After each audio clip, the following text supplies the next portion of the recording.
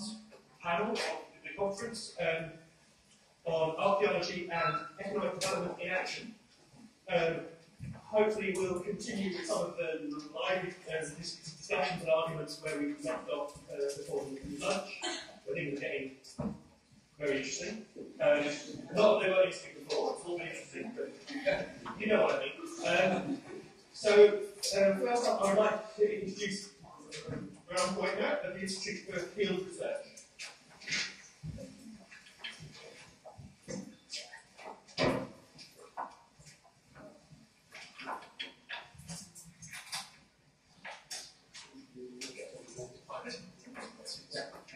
All right, thank you very much for allowing me to come and talk with you today. I'm really feeling very old here because I feel that most of the discussion that we had here today was for conservators and site managers, and all I am is a dirt archaeologist, so what do I know? The first thing I would like to talk about is that when I thought about the paper that I would present here and about my own work, is that there's a lot of smart people in the audience and a lot of smart students that are coming through that will deal with theory and method. All I want, my life is dedicated to data. So I would like just to present the data, for all of you to start to talk about things. Now, Richard, I know data is contaminated and biased, and data is not really data. I remember the seminar at UCLA. But given that I'm going to talk most of the slides that you're going to see today are going to be about money, how to hold money, maybe it's not that biased after all. However, it is in US dollars, so that's a political statement that I'm going to make that it is in US dollars. A number of preambles before I begin. First of all, Jeff Morgan in his paper wrote that there's about $100 million available to archaeologists for site conservation. Most archaeologists have been around for a little bit. I excavated about 16 sites, always backfill. Nothing was developed for tourism. I surveyed about 600 sites. None of them was developed for tourism. I would suggest that 90% of archaeological work that has been done has not on sites that have not been developed for tourists. However, it is still archaeology, and it is still generating quite a lot of funds that can be seen as money that can support economical development, even though there are no tourists coming at the out end of it. The other thing is that I've seen many sites where people are making promises that will be developed for tourism, but 9 out of 10 sites that have been developed for tourism actually don't see any tourists coming in. So we mostly fail ourselves, the people that we promised to, or whoever agencies that we're taking money from. And I have no problem taking money from the lottery here in the UK. If they want to give it to me, that's okay with me. But most of the time we fail miserably at developing sites and making them really viable economically to support through tourism or other activities. I take very much to heart the Dutch person, the Dutch economist, I forgot his name, that was here yesterday, and I don't think. Yeah. No, not yours. Yeah. When he was saying that we shouldn't think in supply and demand, sorry, I am thinking in supply and demand. There's a huge supply of archaeologists. There is limited demand to what we do, and we need to figure out other venues where we can increase demands to the products that we are producing, which is knowledge, information, and social transformation. When we deliver the goods, when archaeologists are delivering the goods, we're not just delivering financial return, we're also delivering every site that is going to be developed for tourism must have a narrative. If we dig it and just open it up, nothing will happen. We have to have the signs, and the signs have to tell a story, and the story has to be compelling. And we are the ones who are generating the narrative. So one of the social benefits that archaeologists are producing that are not quantifiable in dollars and cents is the actual story, it's the actual narrative that we produce, and that's not a small contribution that archaeologists are making to the $100 million industry that Jeff is talking about. So let's talk about the data itself. The first thing that I tried to do in my paper, and I felt miserably, is to figure out how big is the industry, the archaeology industry. As I was diving into that, I was very efficient, and I figured out I really can't do this. It's just very complex, and it will take me a lot more time. I started to write this paper about 6 months ago. It will take me much more than 6 months to figure out what is the size of the archaeology industry, and I was trying to look at it only in the United States. It's very complex.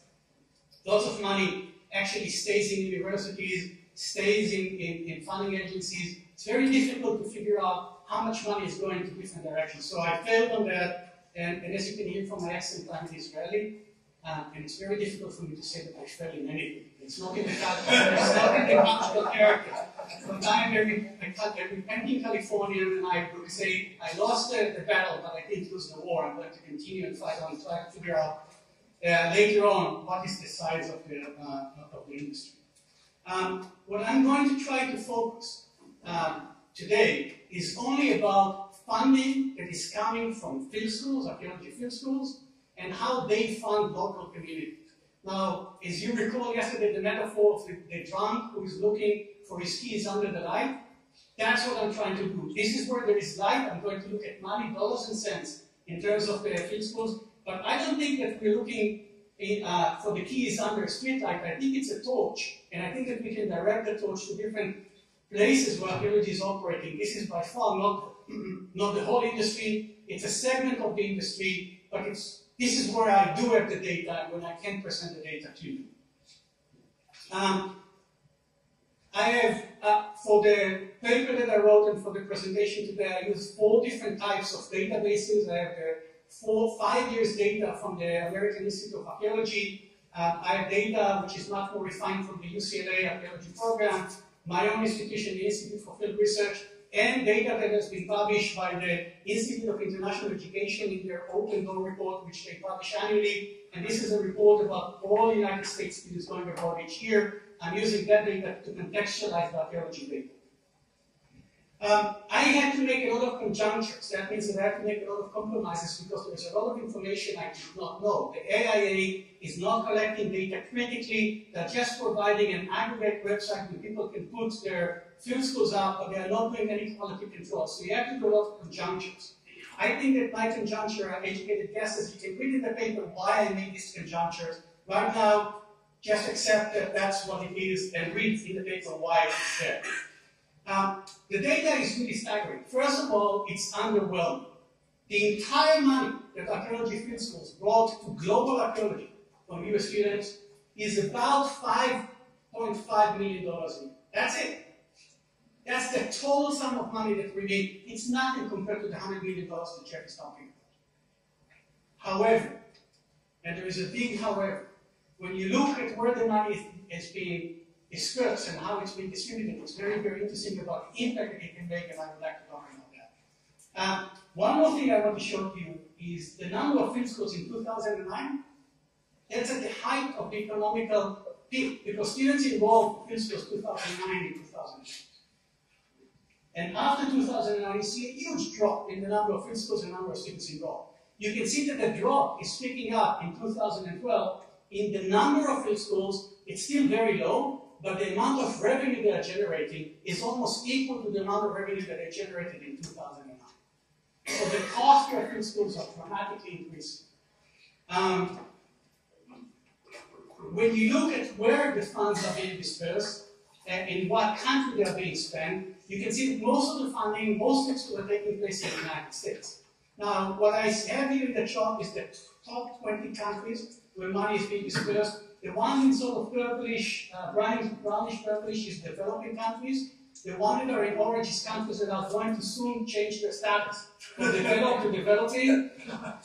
So I think it's very, very important to look at how archaeology can support them. If you look at Greek archaeology is suffering tremendously from lack of funding, and archaeology field schools of money coming from abroad can dramatically contribute to local research. Now, the thing about funding coming from archaeology field schools is that all that money is spent locally at the destination because it's for room and board for students.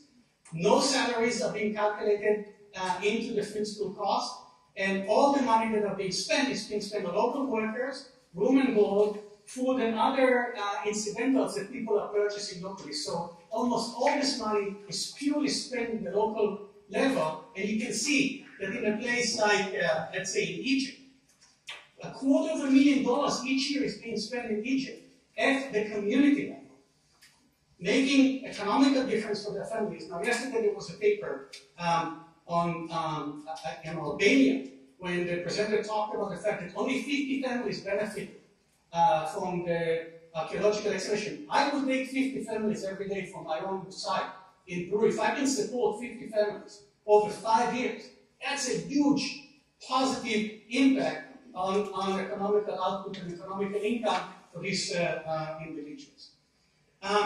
When you look at the number of students going to do archaeology, out of the total number of students that are going abroad each year from the United States, you see that the numbers are pitiful. Less than 1% of all students going abroad in the United States are actually going to do archaeology. Is it good or is it bad? I'm holding a session at the Society of American Archaeology in 2013 to talk about this issue and about the Senator Paul Simon Study Abroad Act. Senator Paul Simon Study Abroad Act passed both houses of Congress in 2010 with two goals in mind. Very strong bipartisan support. One, to quadruple the number of American students going abroad each year from the current 250 to 1 million within 10 years. The United States is going to start to send 1 million students each year abroad for studies. And it says, it defines where they want to send the students, and they want to send the students to what they call non-traditional destinations, which are defined in the law, in the language of the law, as non-European destinations. Sorry, they're not coming to the UK anymore. So you guys cannot capture them out. Unfortunately, because of the economic crisis and the political situation in the United States, it came with no funding. I'm lying, it came with about $4 million funding, but that's mostly to the administrators who are going to think about how to spend the money, and it will come later on. But no funding trickled down to operators of universities. However, the law is the road, the pathway that universities are following in the United States, and it's signaling to universities where the federal government wants to see students going in the next 10 years. Can we capture this market? Absolutely. 40% of all students going abroad in the last few years are coming from the social sciences, humanities, and the arts, where most of the students who are coming to full schools are coming from. Last slide. Thank you very much. This is it. Do research and do good work. It makes an impact. It does deliver money locally, and it does improve people's lives.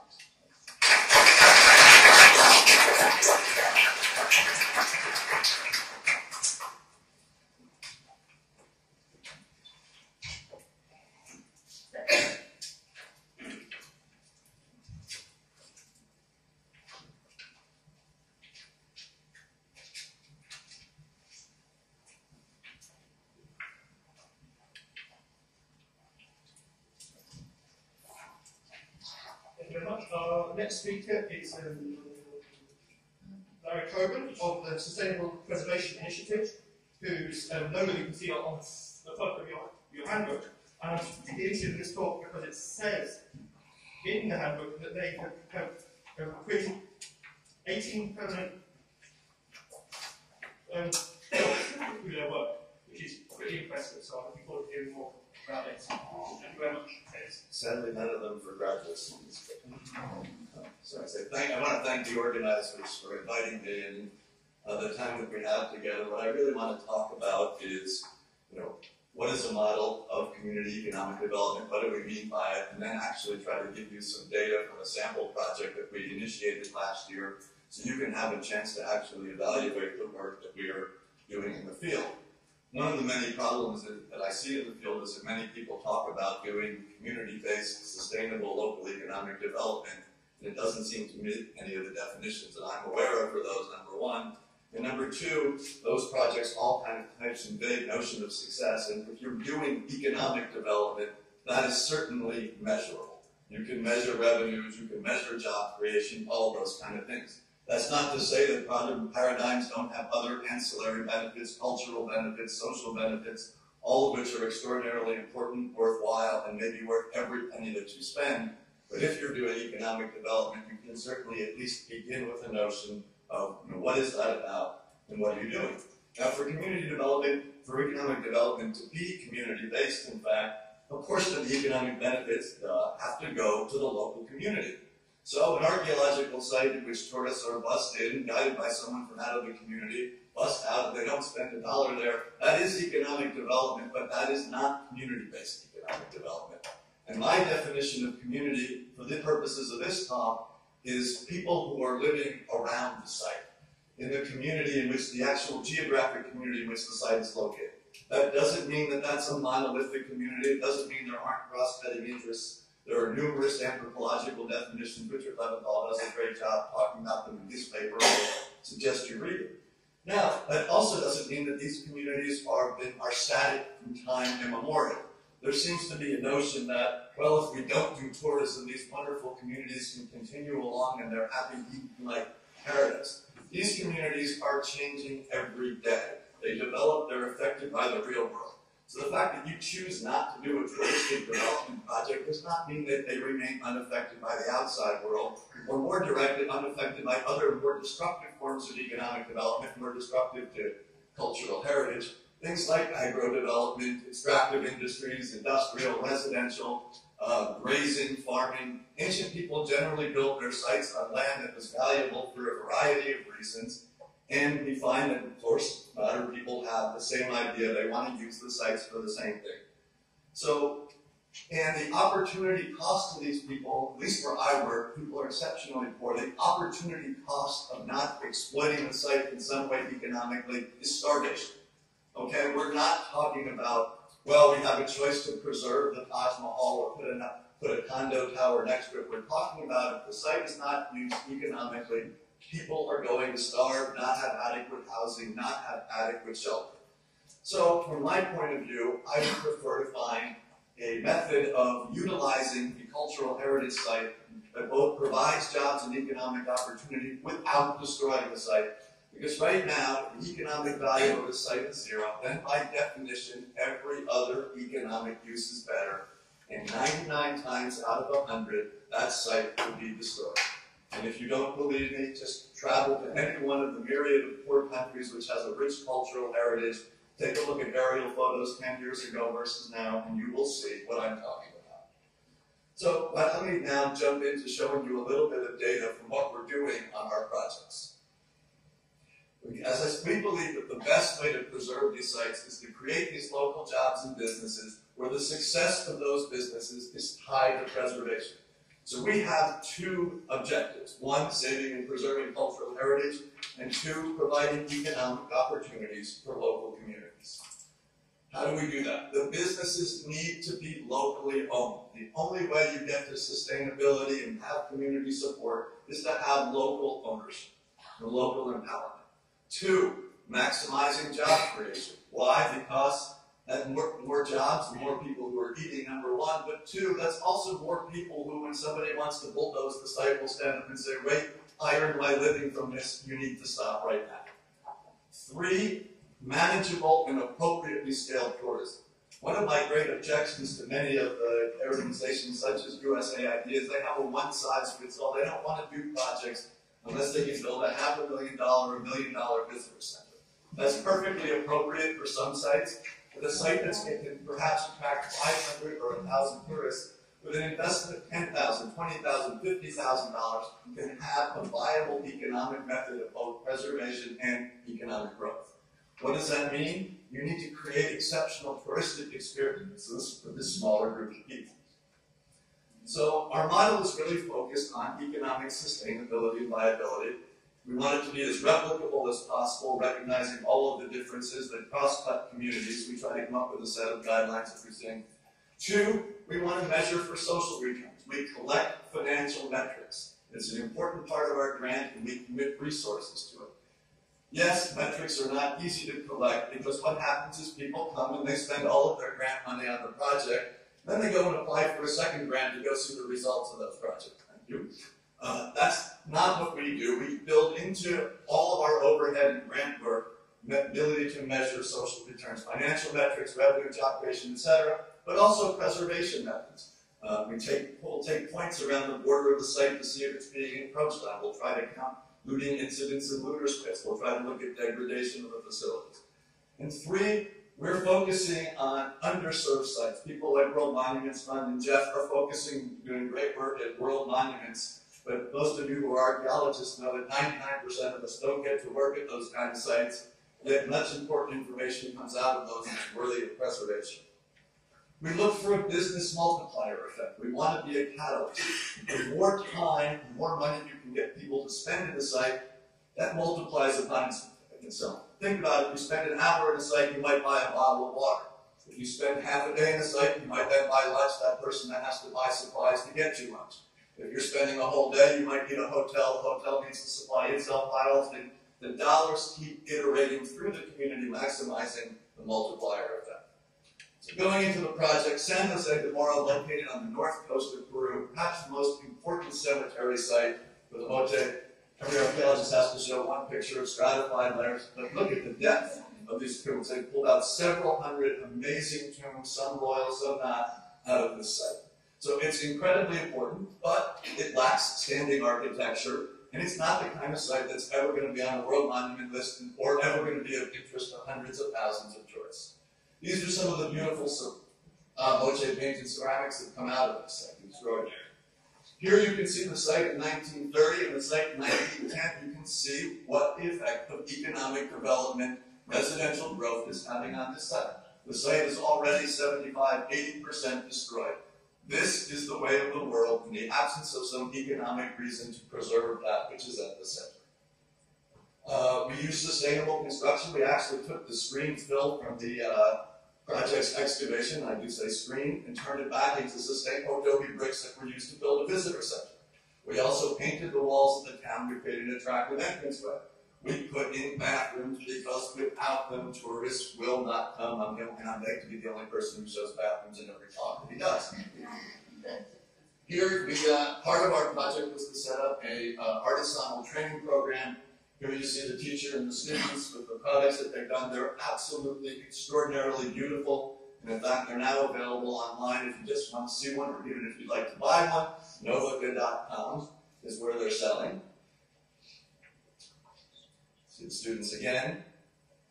We also prepared a guidebook and trained guides so that people can actually have an experience. This guidebook was written by Peruvian archaeologists in conjunction with Peruvian students and the Peruvian workers who've been excavating at this site for several years. This is another one of our artisans from site. There's a long tradition of gourd carving, and you can see these beautiful gourd carved gourds from the site of Campus Gramalote, also available on Nova. So, we've been talking about metrics. Let me give you some metrics. First of all, source of funding, as people want to know. Ours are all private individual donors at this time, none of whom have any connection to industries related to the countries in which we're working, as far as I know. Our project finished on budget in February of 2011, and our store opened about May of that year. First year sales, which were normally 7 or 8 months, slightly over $5,000. One of the things that we learned is if we can attract one high-end tourist bus, that's an extraordinary experience for us. We were able to attract one that year, sold almost $2,000 worth of ceramics in a single day. That gives you an idea of the potential for archaeologically based tourism. It doesn't have to be big. One of the problems was with the second, we did attract the second bus, but unfortunately our artisans were so surprised at the volumes that were being attracted to the site that when the second bus came, we were almost out of inventory. I assure you that was a mistake that was not made again this year. We had 20 temporary construction jobs, 12 permanent jobs so far. 10 of those jobs belong to new artisans who sold multiple pieces, and several of them have sold hundreds of dollars worth of ceramics. Some of them are selling their work for more than $50 a piece. Our master artisan has sold pieces for as much as $250. By way of a baseline, in 2010, before we got there, the master artisan sold $296 worth of ceramics, and none of the other students sold any. The artisans retained 80% of their sale proceeds. This was a decision they made. Each put 20% into a pot in order to buy new materials and to keep that facility that I showed you renovated and up to date. That was not us imposing it on, that was their decision. Our only suggestion was you may want to think about whether or not to set aside some funds. As I mentioned, we train guides. We've also changed the attitude of the community such that it now views this as an economic resource and something to protect. Luis Jaime Castillo has been there for 20 years. The municipality has done nothing for him. They're now paying for new signs on the Pan American and putting in a new entrance. They're buying additional guidebooks for use in their schools and tourism board. The mayor actually went to another site in the area and ejected some squatters on it who were trying to grow crops. The leading universities are now doing substantial studies so that we can measure the economic and social impacts of these projects. The townspeople are now serving traditional lunches in their home. We generated roughly $1,500 of revenue from that this year.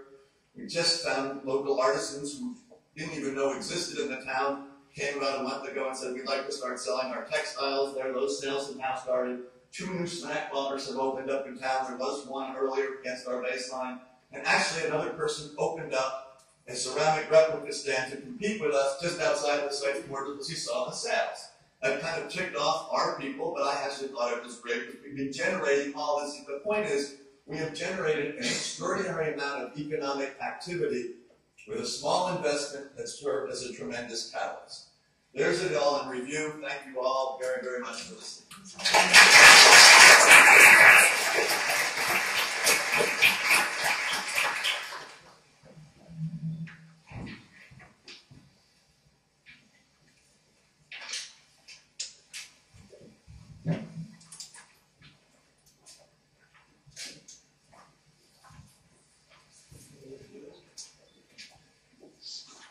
Our third speaker is Richard Leventhal from Penn Shropshire Heritage Centre. Thank you very much. I'm very pleased to be here. Since I don't have a lot of time, let me just get started, but I also just want to say that there are 4 authors in the paper.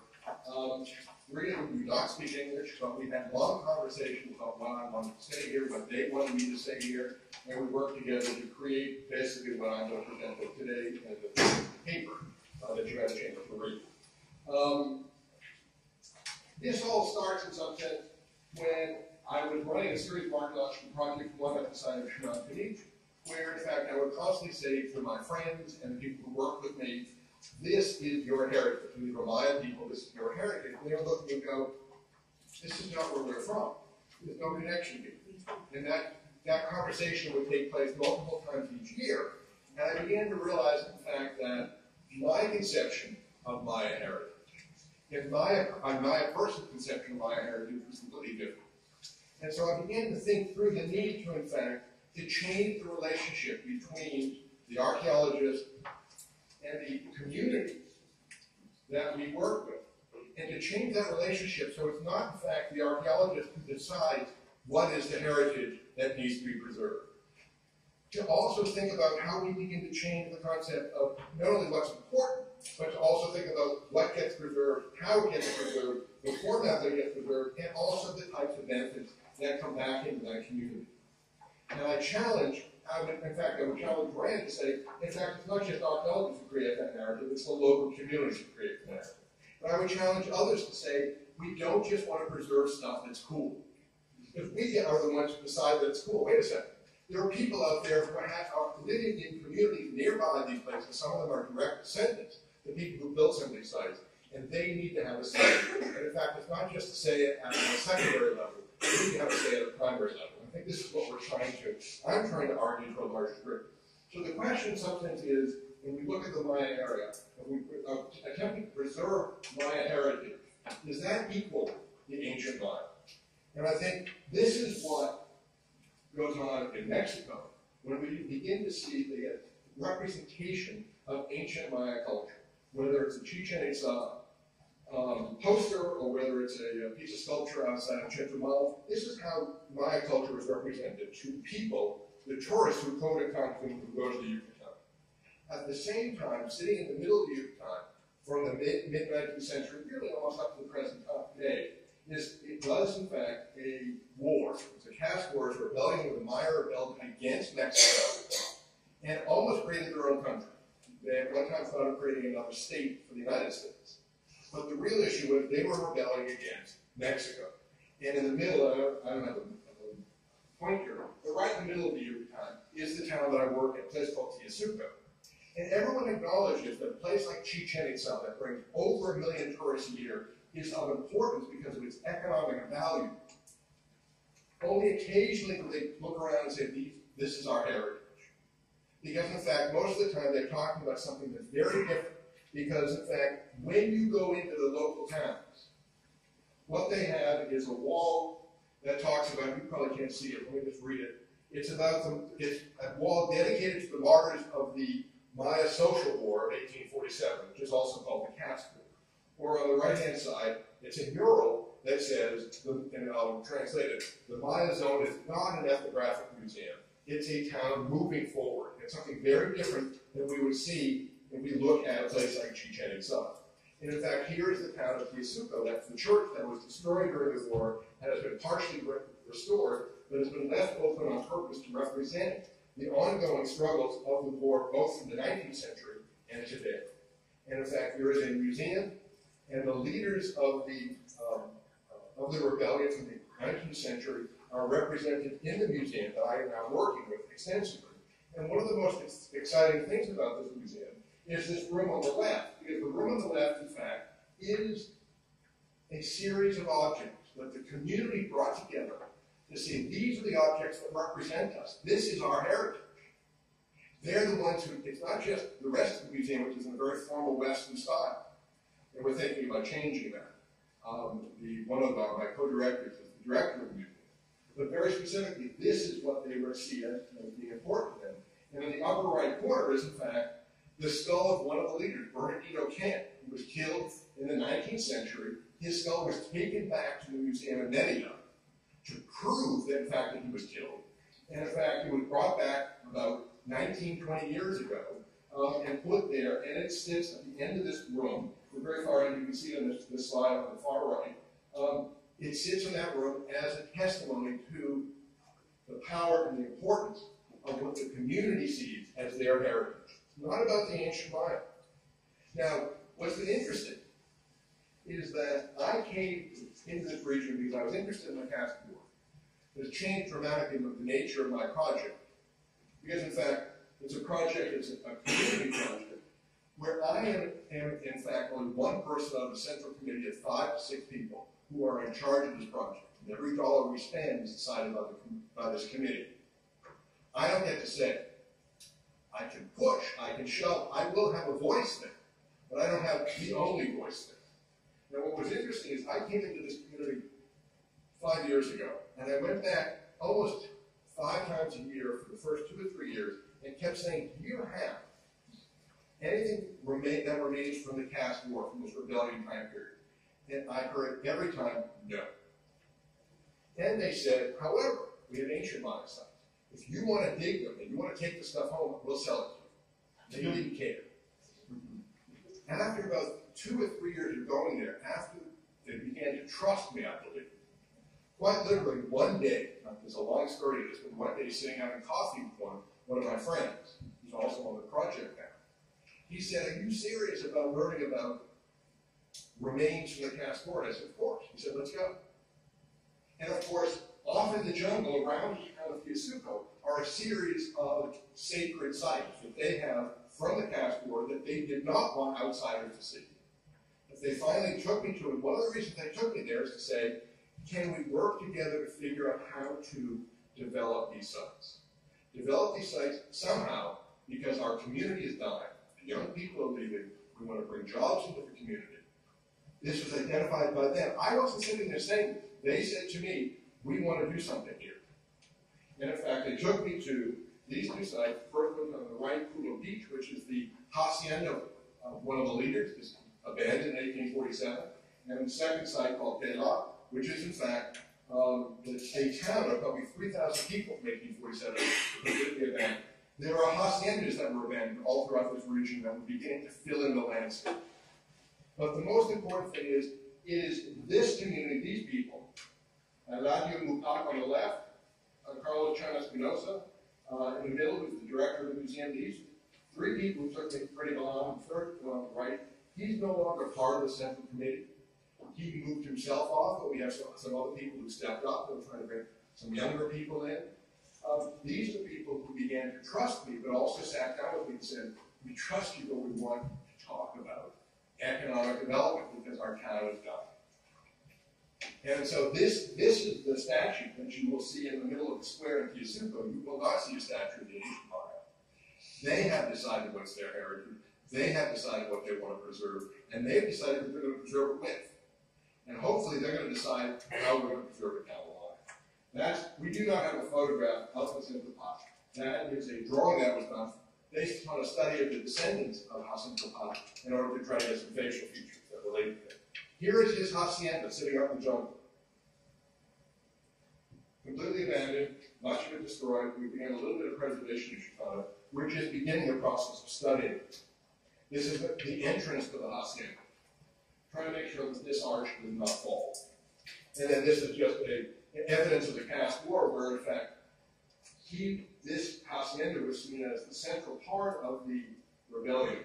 And so the walk-through entrance through the gate, in fact, was cordoned off in order to stop people from moving in 1847 when somebody could be there with a rifle to make sure that people didn't come into the hacienda who were not wanted.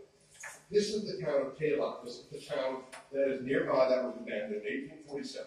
All the streets are there, all the walls are there, some of the houses are there.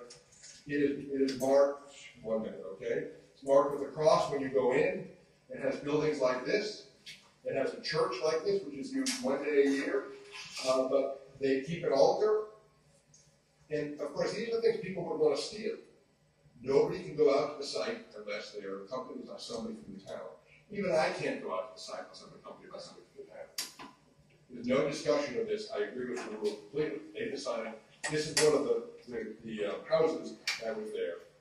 And we, in our project, there's a map and we did some study of this. We also brought communities of kids out there so they could understand part of the heritage that they wanted to find. I was talking to them, but also Carlos Chan-Espinosa, the director of the museum, does this. Here I am talking with the abuelos and the elders in the town who also came up to have a discussion about the use of this when the town was reoccupied by 1930. This is part of the Central Committee. Eladio on the left, Carlos Chan II on the right, and then Major Cahun, who is in fact the head of the Ejido, the land organization. In the jungle, we are finding evidence likeness of walls, but these walls also go back to representations of the castle where, in fact, they would put up roadblocks and stop the moving of armies in. We're talking about a war where hundreds of thousands of people died. It's not just 5,000 or 10,000. Hundreds of thousands of people died during this war. It went on for over 50 years. In fact, it continues today because the people in this town kick out government officials. And the government officials, when I talk to them, are shocked that and they think I'm stupid for actually wanting to work in this town. We have a census from 1832 that tells us a little bit about that town. This is the part of the team for 1 week that we were working together. More meetings than I know what to do with. That's all I do all day, is have meetings and sit and talk with people in the town. We are working in the museum. There's also on the far right, Julio Hoyle Gutierrez, who is another Maya person from the region. He is getting his PhD in history and is now doing archival work with us. And I have just about done. We also took a group to Chichen Itza to begin to study tourism. What about tourism do you like? That's one avenue. Doesn't mean that's what we're going to do there, but that's one avenue that we could participate in. And we did produce these guidebooks for the museum to help out Carlos Chan-Espinosa and the Passport Museum. The critical point here is to stop assuming that we, whether that's archaeologists or development people, know what communities want. Communities need to be in charge of identifying both what is heritage, what will happen to heritage, and in fact, how heritage gets preserved. We can present models, and they can decide about between these models. The key point being, however, that in that discussion, the power cannot reside purely in the hands of the archaeologists with the secret knowledge about how to do archaeology. We have to turn it over to local communities in a real way, because they're the ones who are going to be there long term. They're the ones who are going to stay at that site long term. If we don't do that, when we leave, the project falls apart. Thank you very much.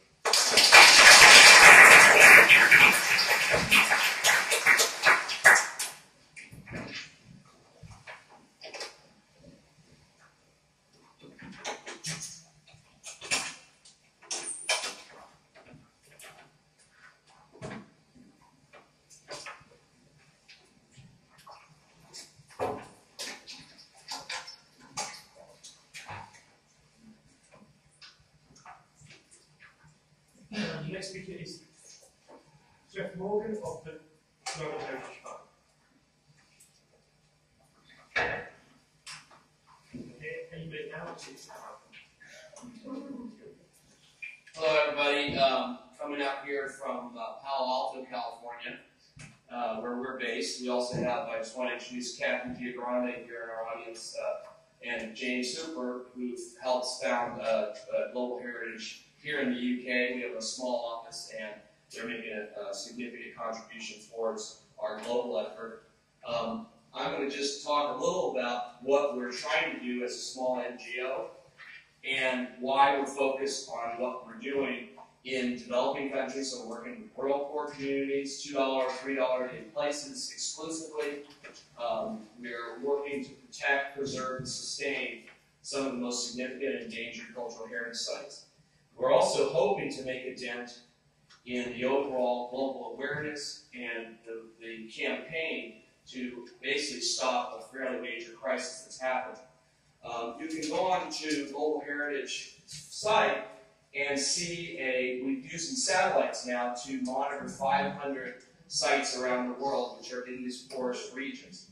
As you can tell, huge concentrations of sites, previously great civilizations, today in very poor areas. These sites have the potential. We figured at a report last year that these 500 sites can generate over $100 billion a year for these 124 countries by 2025. Today they generate about $25 billion a year. I just was in all last week in Haiti. We were working in the UNESCO World Heritage Site of the Citadel and the Palace of Sanssouci. This is a fortress built by the first black king. He was a former slave that rebelled against Napoleon and his land holders. It is a symbol of the country like no other. On April 15th, over 25,000 patients go to the Citadel to celebrate.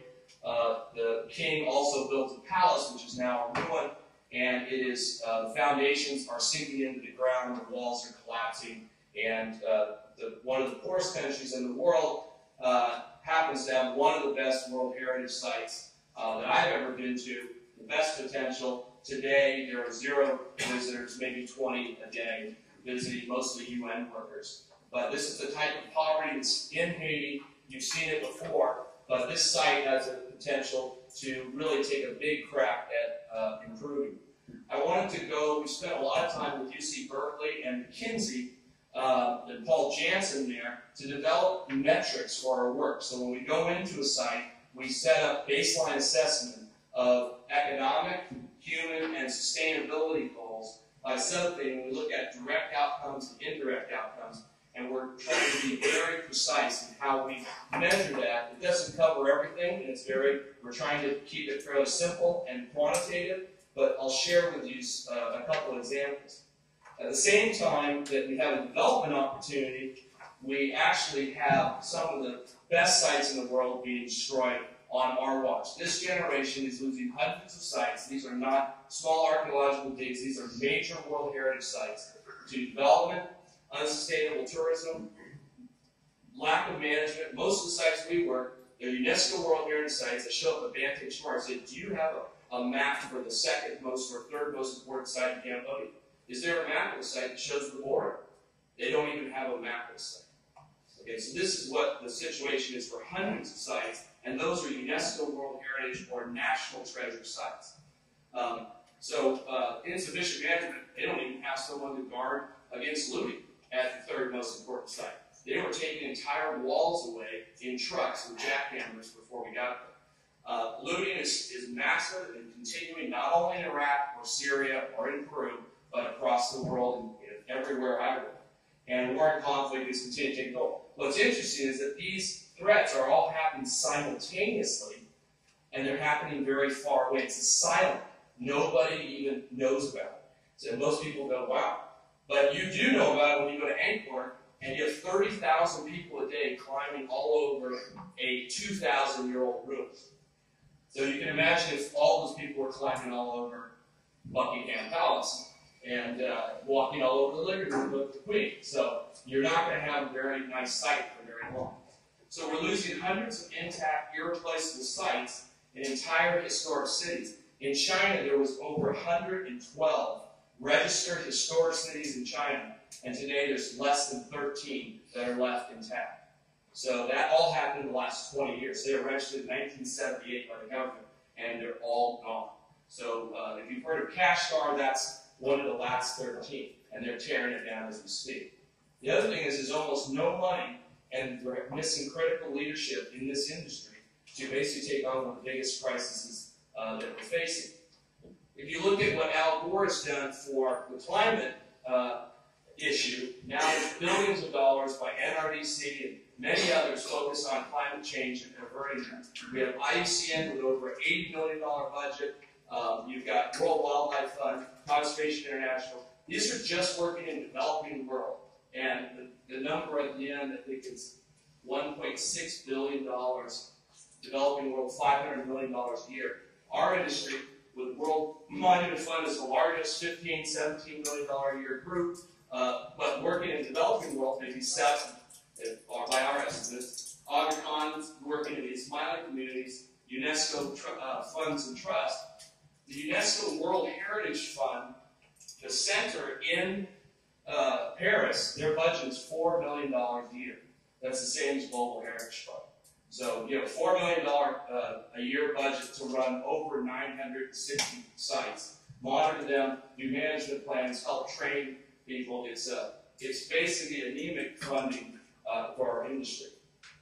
At the same time, these sites are being massively developed around the world, beyond with very little input from communities. It's usually government top-down, and have had no mention until last December of how these sites can be used to achieve the UN Millennium Development Goals, which I think is a huge tragedy, because as we talked about, these are fairly large numbers. Only agriculture and a few other things can provide that kind of benefit.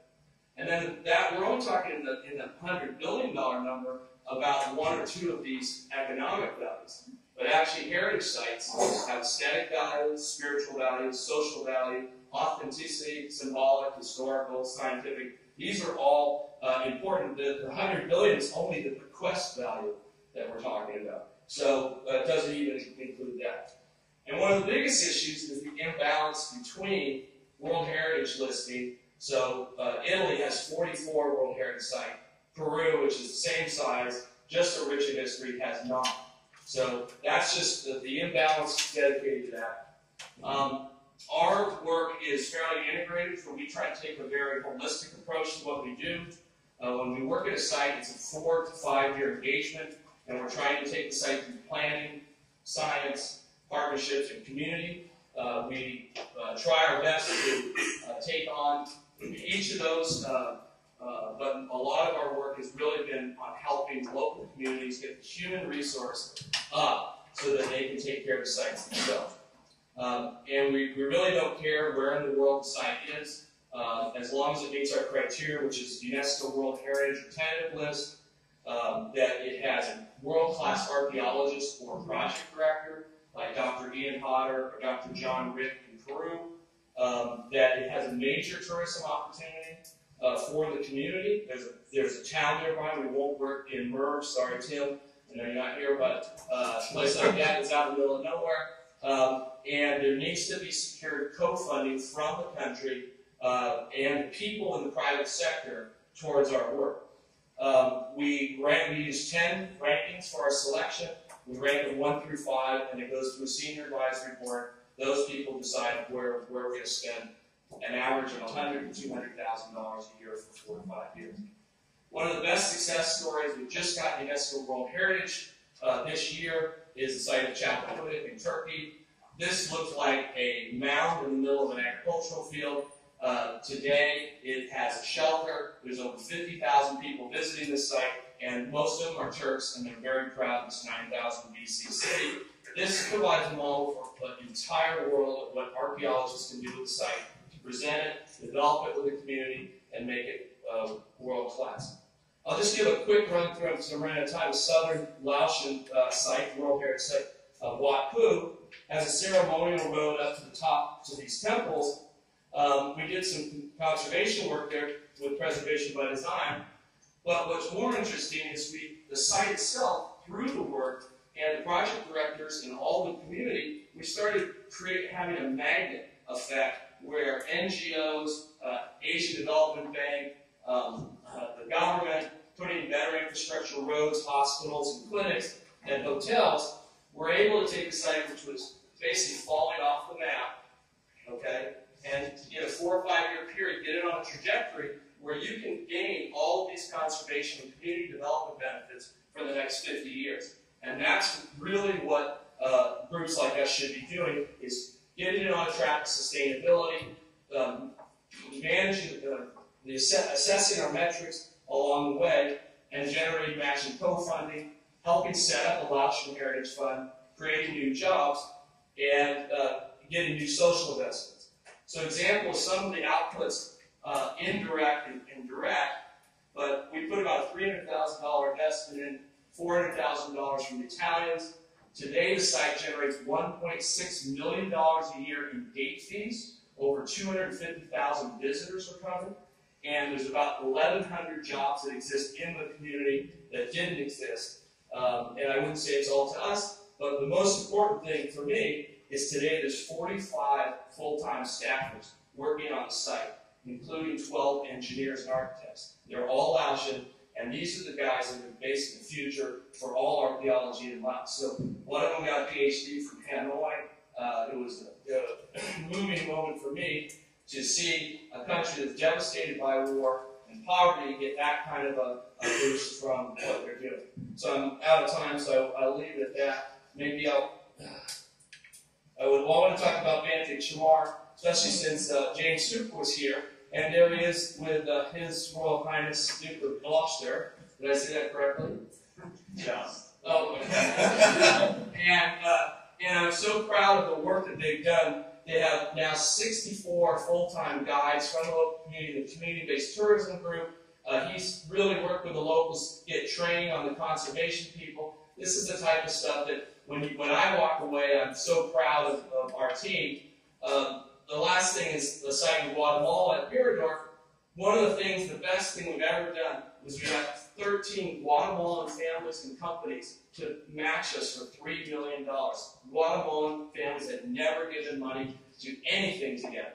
And World Heritage and National Heritage is so important that it'll bring together the private sector and the government to save those sites. So I'll leave it with that.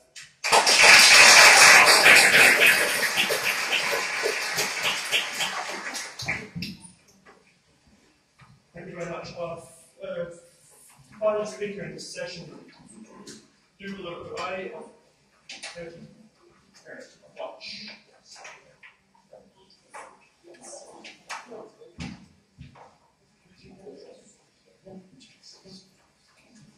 All right. Well, thank you very much to the organizers for inviting me. I'm very grateful. I'm going to be talking a little bit about a small NGO. Global Heritage Fund is small. Our NGO is actually micro. And we work mostly in Cambodia. And I lived in Cambodia for 7 years and was appalled at the increasing trend towards looting of that country and founded this NGO to try to reverse that trend. The interesting thing about Cambodia, heritage aid is quite significant. In 2008, the Australian government gave about $1 million to assist the Cambodian Apsara Authority to protect the heritage site of Angkor. Actually, they just re-announced this in 2012 when the foreign minister was there. They keep re-announcing the same grant. But it's the latest grant in a series of efforts that are trying to encourage socioeconomic development in one of Asia's poorest countries. Obviously, tourism is a huge industry in Cambodia. 2 million people are estimated to be visiting the site nowadays. And of course, as we've heard throughout the conference, this is a potential negative impact on World Heritage sites and any other heritage sites around the region. But the reason for the Australian government funding was the heritage sites' role as an income generator. And as we've all heard throughout this conference, this is a huge potential. So what is the plan? Well, a heritage management framework has been designed to help Apsara authorities strengthen their technical expertise and the governance of this site. So they want to hope that the benefits of tourism will filter down and be shared fairly in the wider community, and also to address environmental protection. When you're getting 2 million tourists, that's an issue, obviously. So the project actually, Angkor, built out of a university, an academic project that was funded by the Australian government's ARC, Living with Heritage project, that really did a lot of research into the community, etc. So it's an offshoot of that. Now, there is a lot of funding poured into Angkor. In New Zealand, it contributed $5 million in 2010-11, and a portion of that went again to providing support to ASTRA. So the efforts are quite similar, the New Zealand Aid and the Australian government's project, and they're sort of overlapping a little bit. The goal, again, is to assist the park and the communities that live in the park to increase the revenue and better their livelihoods from the natural and heritage resources there. Now, as I said, Heritage Watch was founded in 2003 because our focus really hasn't been on monumental heritage, but on archaeological heritage, because starting around 2000, sites in Cambodia were really beginning to be looted. So we were very disturbed by this. Actually, there's a great quote in the UNESCO film, that's the Cambodian flag there, and there's an old man who sweeps up the temple in Angkor, one of the temples there, and he says, if we don't protect our heritage, what will our flag be? We'll have to be like Canada, we'll have a leaf on it, which I thought. So prior to the implementation of poverty and heritage projects, we implemented a number of projects to try to stop looting in Cambodia. So very quickly, the antiquities trade obviously is developed a lot on ignorance, on both sides, on the sellers of the antiquities and also those who buy them. So we've had great funding originally from the Department of State, and we had a national public awareness campaign that we did in 2004. So we had radio ads, we had TV ads, and also in the newspapers. We had a hotline established where people could report looting, and we produced a number of materials, a children's book called If the Stones Could Speak, also Khmer in English, and Wrath of the Phantom Army, which is printed in Khmer and in English. You can buy it online if you want to support us. For a donation, you can download Wrath of the Phantom. It's iPad friendly, I assure you. So one of the big things, of course, that we've been talking about is a motivation for looting. And obviously, another long-term goal of our organization is to address one of the main causes of this and to eliminate poverty, or do a small bit to do so. So Cambodia's temples are, of course, one of the huge income generators. They're, I think, the largest income generator for Cambodia through tourism. And of course, if this is properly developed, it's a great sustainable means of bettering the lives of people who live around these heritage sites. So in 2007, we got another grant to work at Kokera. And Kokera is the Egyptian capital. It was founded around 900, up to the north of Angkor, but still within reach. So it was a real opportunity to work there, and it has a real potential to become an incredible tourist destination if it's developed in a sustainable manner. So from 2007 to 2008, and this is another problem I want to illustrate, is the length of funding that we can get. We only had a year's funding, which really is just not enough to do a project properly. But we worked at Kokera. The first stage of the project was an assessment of the training needs in the area and the level of local poverty that we were dealing with. And it was shocking when we got the results back. The majority of the population was subsistence farming, they're hunting in the jungle. 85% of the people living on less than $1 a day. 95% of the people living at Kokera were illiterate, and many of the local people there were Khmer Rouge, and very suspicious of outsiders. In fact, it's quite an isolated spot. So we had a lot of challenges when we moved into Kokera. Anyway, as part of the project, we established a community heritage patrol. So we provided them bicycles and the means to monitor looting at the site. And the project really wanted to try to involve the community, as we've just been hearing on this panel. So we provided them with literacy in Khmer, a little bit of English, and how to be tour guides, how to do small business management. We set up an ox cart tour for tourists around the site. We were producing ceramics and those kinds of things, as we've seen in these other great projects. Sustainable harvesting of honey, all of these things. And trying to engage them with scenery, where all the tourists are, to ship these products out. Now, I put up this slide. I had to truncate this presentation. There was a lot of challenges and a lot of difficulties in this project, but just to be positive, most of the participants after the first year of the project felt more committed to heritage preservation because we did a lot of education of the importance of the temple and what it meant to that community, and they understood the benefits of the temples for all the stakeholders. And many in the project became more outgoing and were engaging with people visiting the site, and of course business activity in the village did pick up beyond the one grocery shop that was there. But more importantly, I think that we inculcated a knowledge of the benefits of tourism at this site. So we learned a lot of lessons at Coben. Our funding ran out, and an opportunity came up to work with Global Heritage Fund here at this amazing site of Bante Shmar, which is in northwestern Cambodia, very near the Thai border. So the aim of this project, and it's sort of an adjunct to the preservation work that's going on, is to help the local community prepare themselves and train the management of the site and hopefully implement heritage tourism practices. So one of the goals is to see that our tourism development really filters back into the local community and is distributed appropriately among the stakeholders in our project. And this involves, again, English training, guide training, and heritage protection workshops. So we've had a lot of great academics supporting this project, and our academics working with us have just produced a 400-page tome. It's an amazing book, which we are developing so it can be used in the guide training, and that will be published as well.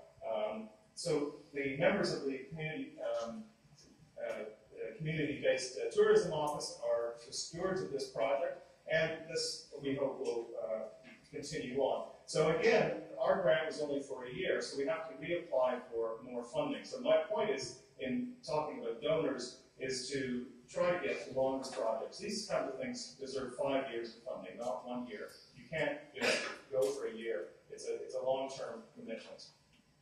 So we're hoping that the CBT members are going to be sufficiently trained as guides, and they're going to benefit financially from visitors in the area. They've already set up with their own volition a series of bed and breakfasts at the site. And Heritage Watch is also working in the wider community to educate the general public about the importance of protecting not only the temple site of Bante Shmar, but the plethora of Iron Age sites, unfortunately, have been widely looted already. But we want to try to, we want to try to ensure that those sites don't suffer any further damage, because we know absolutely nothing about the rise of the state in Cambodia. So, as I said, we learned a lot of lessons at Coben, and we are trying to implement those here at Bante Shmar. So I think that, as concluding remarks, heritage is really becoming viewed more and more as a resource that can aid in sustainable development in certain areas. And development organizations and NGOs are actually beginning to recognize the income generation potential of sites. I had some conversations about grant agencies, CEDA, etc. And I'd always gone, look, there's a great resource here. It's a heritage site. And as soon as they heard that, they were like, we don't do heritage. And I think that that is beginning to change in the international aid community. So a shift in policy, I think, at that level will have a side effect of being able to preserve these sites and also to assist the people living at these sites and benefit from them. But for it to be successful and sustainable, really need to incorporate heritage experts. You can't have only development people, so it needs to be a cooperation that's based around heritage resources. So thank you for your attention.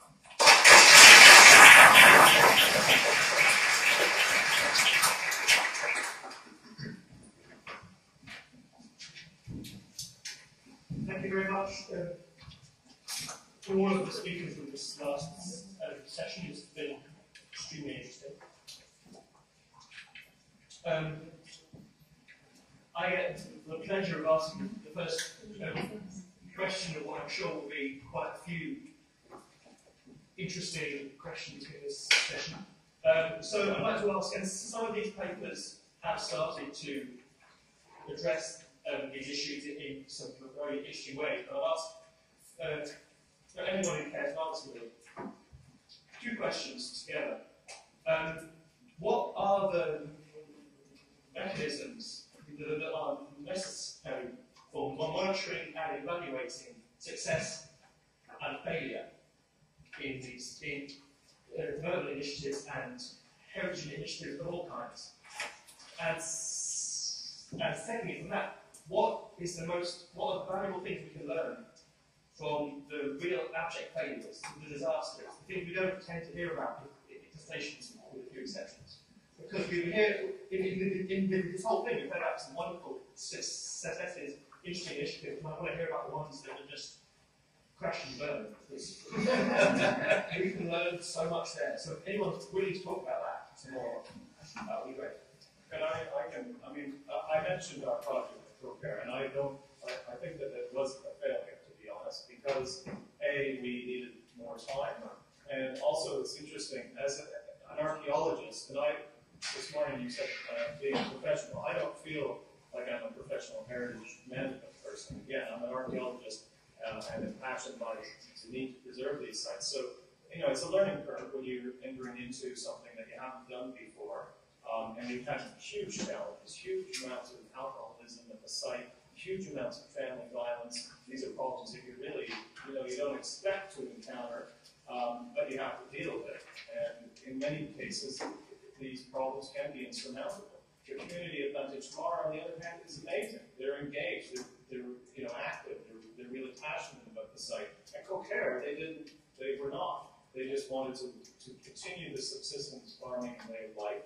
And there was a lack of community initiative and will to do that, which is interesting. So I think it's a site-specific thing, and an NGO like Heritage Watch has to learn from those experiences. I would let me just pick up on that, because I think it comes down to, the discussion about a failure because the community didn't want to participate, didn't want to do it. It may be, in fact, that the community has that. It's the ability for the community to say no. Mm-hmm. And I think that becomes a very powerful thing. It doesn't necessarily mean failure. It means something else. And I'm not sure it means success either. It means something very different. And we have to be very careful. Again, failure and success is something that we're sitting here as developers people or archaeologists with words as if they mean something to some of the communities that we're working with. Very, very different, I would argue. The other thing, part of your first question really relates to, what was the second? I apologize. The question of failure. And again, I'm not sure I like the word, but I think it's also a concept of outsiders coming into communities, assuming they know that they're right. Staying there for 5, 10, 15, 20 years, and the day they walk out is the day that the project falls apart.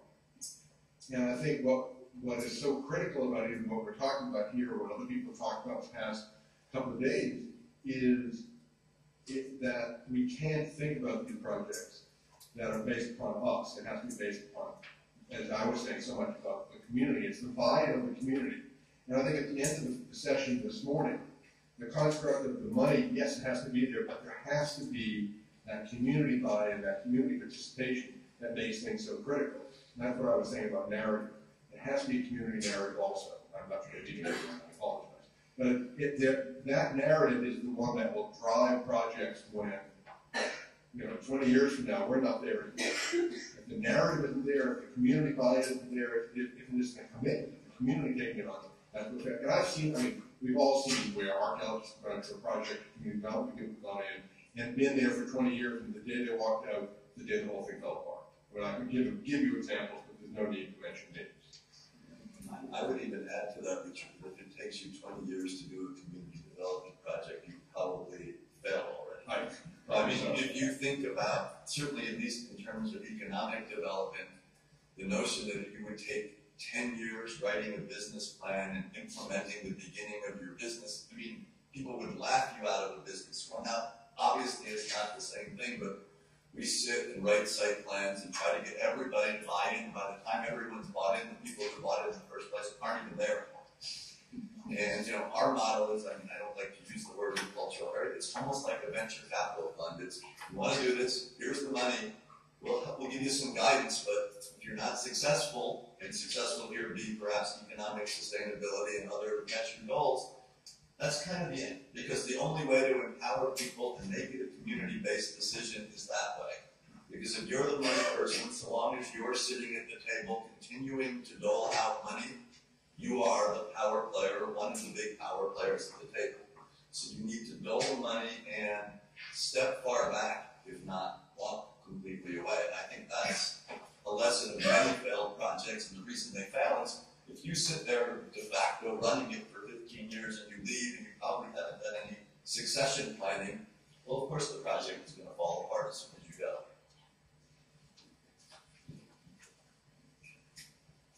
Johannes? So, go ahead. I just had, we're trying to be very diligent in measuring on really 10 areas, but I look at, there's 3 stages of success. One is what I call a stable site. So the site is not the threats have been removed and the site is not losing heritage resource.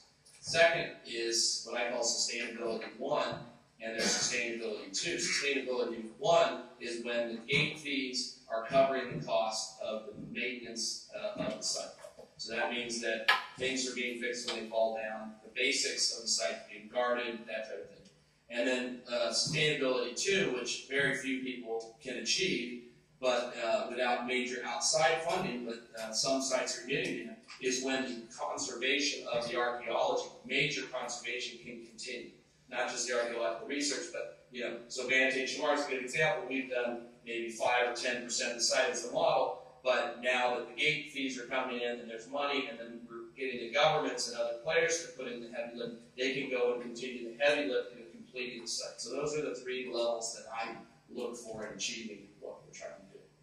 And number 3 is really hard. I guess I'm a total failure.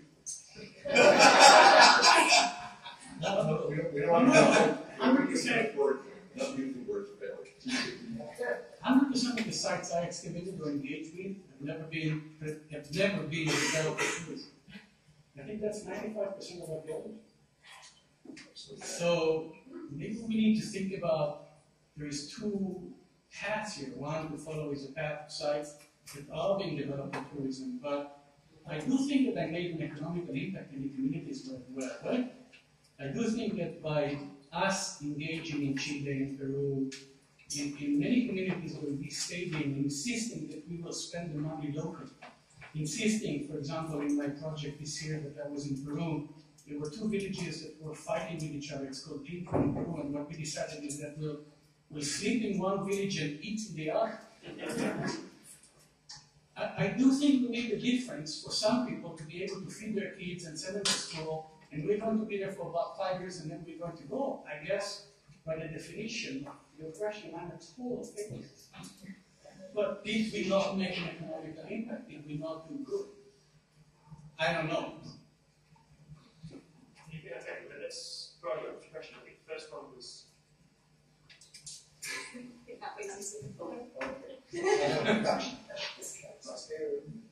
Yeah, I think we have to be very careful not to sort of have one image of what success and failure. You as archaeologists, I'm not the expert, but I believe you go in and dig holes and dig out the old stuff, and when there's no way to sustain it, you cover it up again. But you've done your research, you discovered information, and you've had an impact. So is that failure? I don't think so. I think from your perspective, I think quite correctly, as archaeologists, you think that's a useful thing to do, and you get funding from whatever source like you thinks that is useful.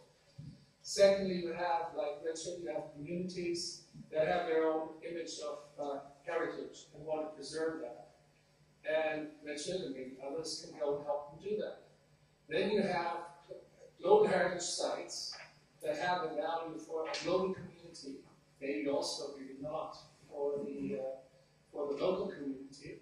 And we try to find ways to preserve that and at the same time have an impact by working with the local community to make it sustainable, by giving the local community a stake. So I think we need to be very careful that we don't measure everything by one stake. I think it depends very much. We go maybe back to what Arya was saying yesterday. Define the objectives carefully, find the right funding for it, and then get on with it.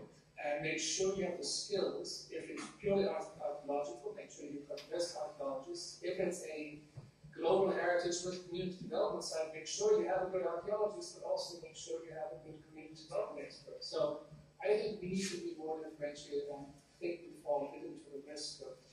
measuring with one rod. Maybe one keep discussion sometimes seems drift and bridge. Thank you. I suppose if you define your aims in retrospect, you can succeed all the time.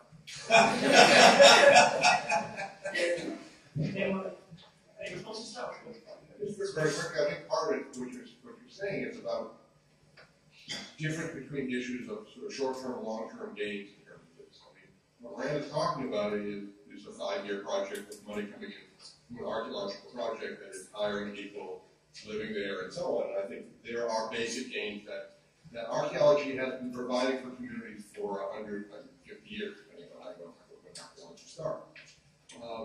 I think there's in addition a push recently to think about more long-term issues that are involved in these communities. And so I think I agree with you. I mean, I don't really like words such as success and failure, only because I really don't know what they mean in any respects.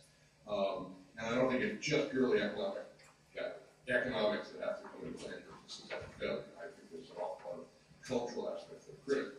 But so I would say that the 5-year project that Rand talked about is quite successful, and as long as it's understood that it's a 5-year project. It's not a 10-year project, 20-year project, sustainable one over a long term. And that's fine, as long as you go in and define it.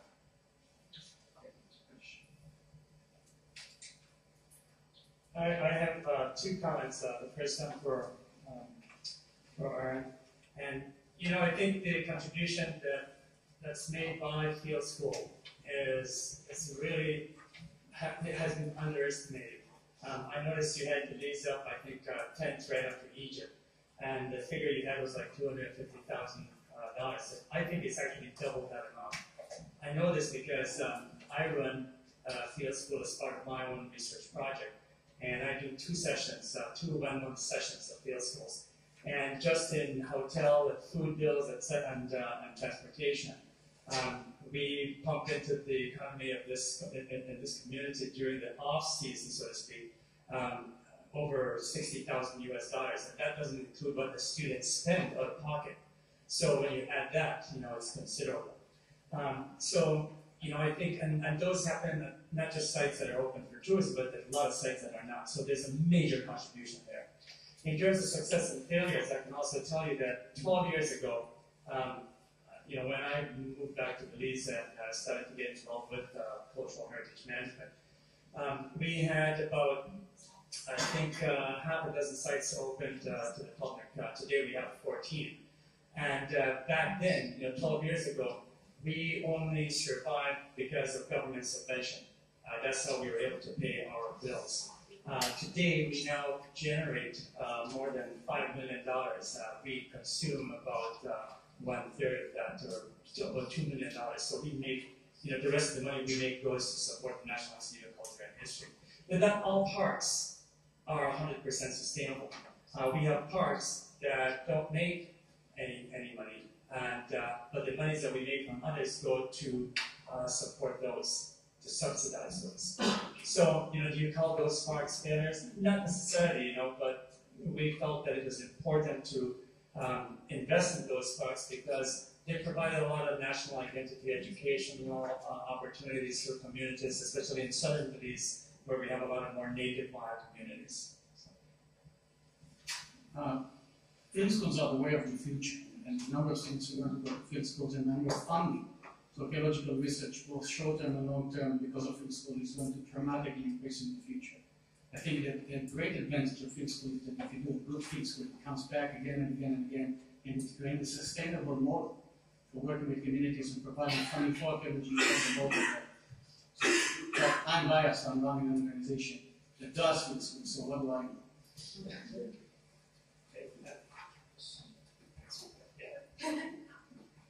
Thank you. I have one comment and one question for John.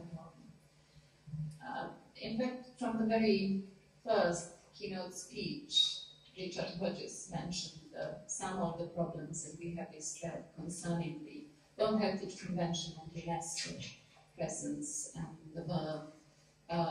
Something that was stressed here is that UNESCO works only with governments, and that assuming that governments are really protecting the rights of their citizens and the feelings and the perception of heritage. So World Heritage List is in fact reflection of that. And these disparities that Jeff Morgan mentioned during his presentation can reflect the sort of understanding of heritage by state, like Saudi Arabia, that does not want heritage of its citizens to be protected, and the sort of a status of the state. Is it developing, as you define it, or developing? UNESCO demands a lot of work and a lot of investment for the preparation of the nomination funds, and a lot of that for the management that a lot of developing countries cannot provide. So, having in mind these two problems, and probably there are many problems that are reflected in these disparities at the World Heritage List, I come to the problem that might be the reason for my question. You said that eligibility for the projects that Global Heritage Fund works on is that they are either World Heritage Sites or at tentative list of World Heritage Sites. Does it somehow sort of enhance these disparities and injustice done to heritage? Can you think about a sort of different approach? Who are your partners at the project? How do you identify these projects that then you shortlist and so on? So, I think you're asking for a whole separate presentation here. No. Well, we're just trying. I think if it is possible. we're just trying to be. We have limited funds, and we're trying to focus those funds. And so the World Heritage status or tentative list, we work with ones that are on the tentative list as well, like Mirador, or I guess Mirador's on tentative, but there's other ones, Marco Moshenka, Peru, and some of these others. So I don't think that's. We're willing to make exceptions. I think it's more the when you only have limited funds. The biggest problem is actually failing and picking projects that have a high success rate. And that's really a leader.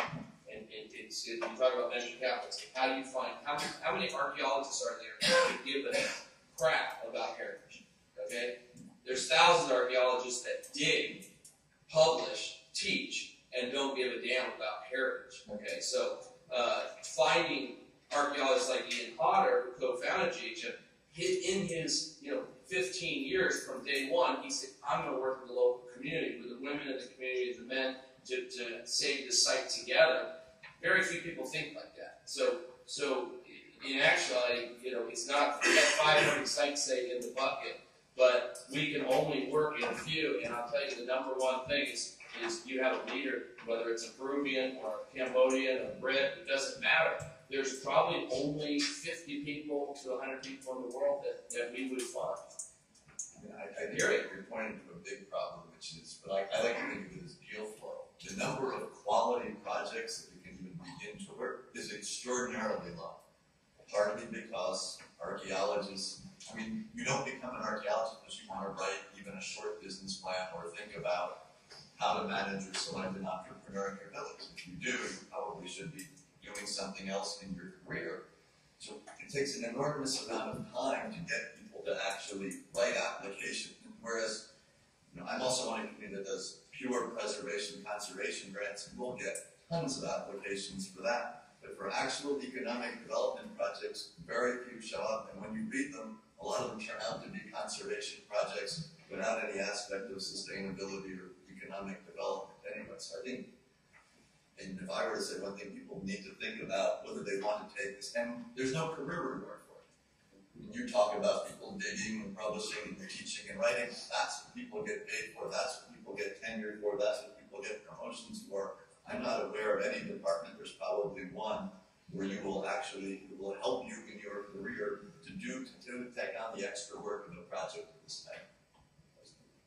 So the problem is the archaeologists, and that's terrible. Finding the ones that care and can do it and are capable and assisting them. That's I think lots care, but I don't know that they have the time or the bandwidth or the training to do some of the things we're talking about. Bandwidth is a very polite term.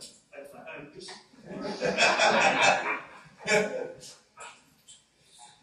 Yeah, I'm in total sympathy with the concern about archaeologists who excavate a site and then don't move back from or walk away from the collections that have been ignored or deteriorated.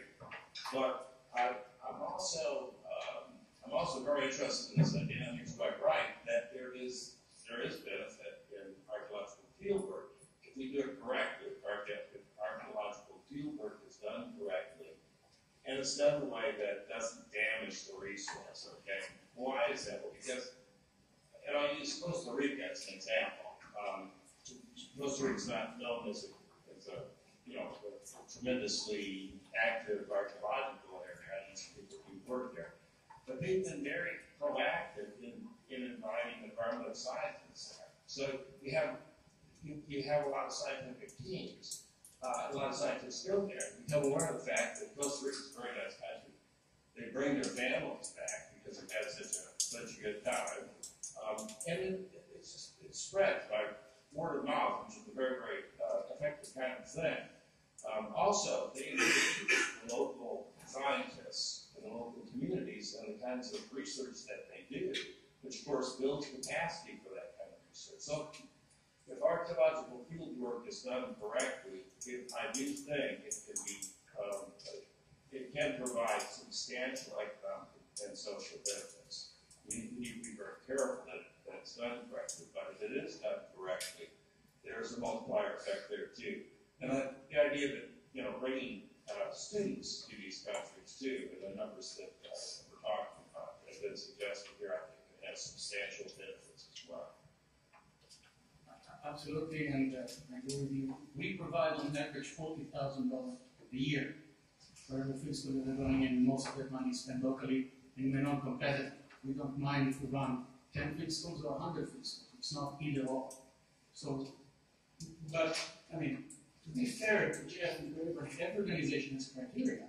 And our criteria is that you do excellent archaeology. So if you're doing poor archaeology, we're very unhappy with your method.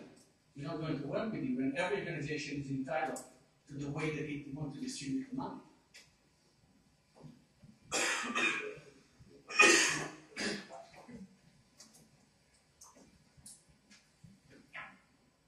like to bring the debate back to economic development.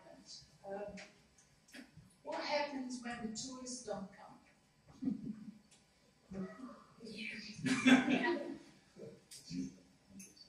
Is economic development only tourism?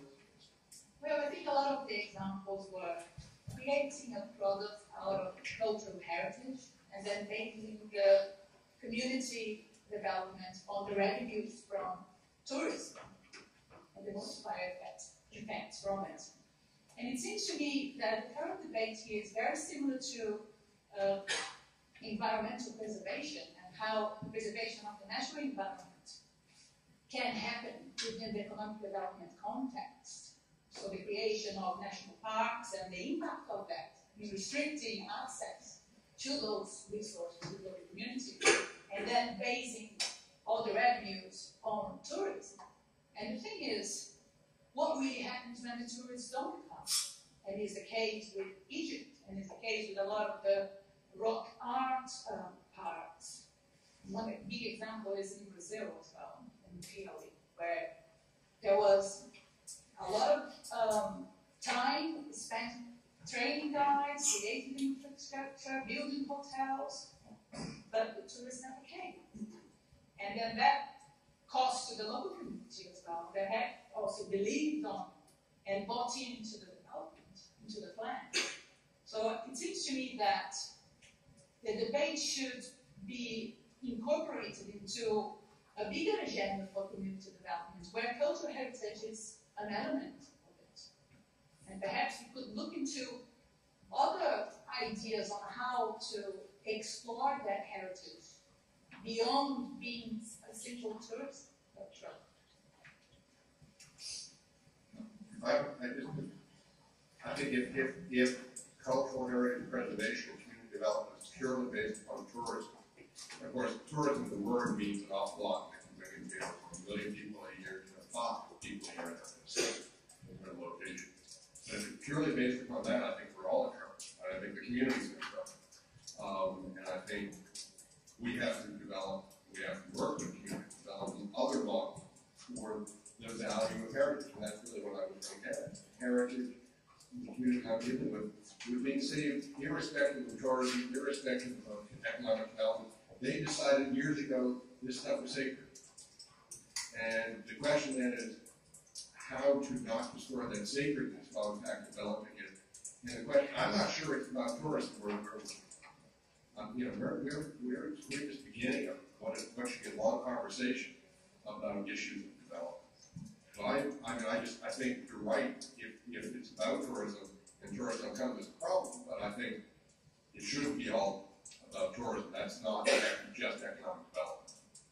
And may I just add that, I mean, the project of co-care that I was speaking about, part of that was developing local products, forest products like the sustainable harvest of honey. Honey has a huge value in the major tourist towns, so building those links, they were also making palm candy and molds, the Laxara molds for, turn down service at night. So exporting products from a remote community that were legitimate and had a heritage flavor and value. So we recognize that, yeah, co-care is not going to get 2 million tourists. Yeah, so you have to have a backup plan. I think it's important to build that in, and that's what we try to do in that situation, is to have an exportable product that the people could make.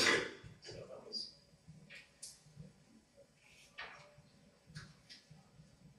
You see, Charter Trust never tried to get That's tourism in. quite... But it did go. Excuse me, sorry, but I have a question. Yeah, I want to bring the discussion a little back to archaeology and research. And some interesting bits that you mentioned there. I agree that economic development dependent on tourism is not the only route. I've worked in Palestine. You can develop a plan that is based on cultural tourism, but the external factors can be so that your whole sustainability plans drops down immediately. But I think what was mentioned there is the funding scheme for archaeological research. Archaeological research in itself impacts. But I think what was mentioned earlier is that career motives are not even motivated. The way these careers for archaeologists are measured are not dependent upon the sort of economic development or education or archaeology, nor are the funding schemes for archaeological research or even conservation. You can only get money for research, but you're not the responsible for development or economic development. I think there is actually better to be one for academians to make sure that these funding schemes for research are allowing you to spend a certain amount of budgets, and I say allowing, might even be demanding, to spend some part of your budget on development, etc., community development. And I think that is not going to happen. A lot of architects can continue to do only research even if they want to do more. I think that's something that's better. So you're saying we need to build sustainability in public archaeology careers and with funding? Yeah, I totally agree with that.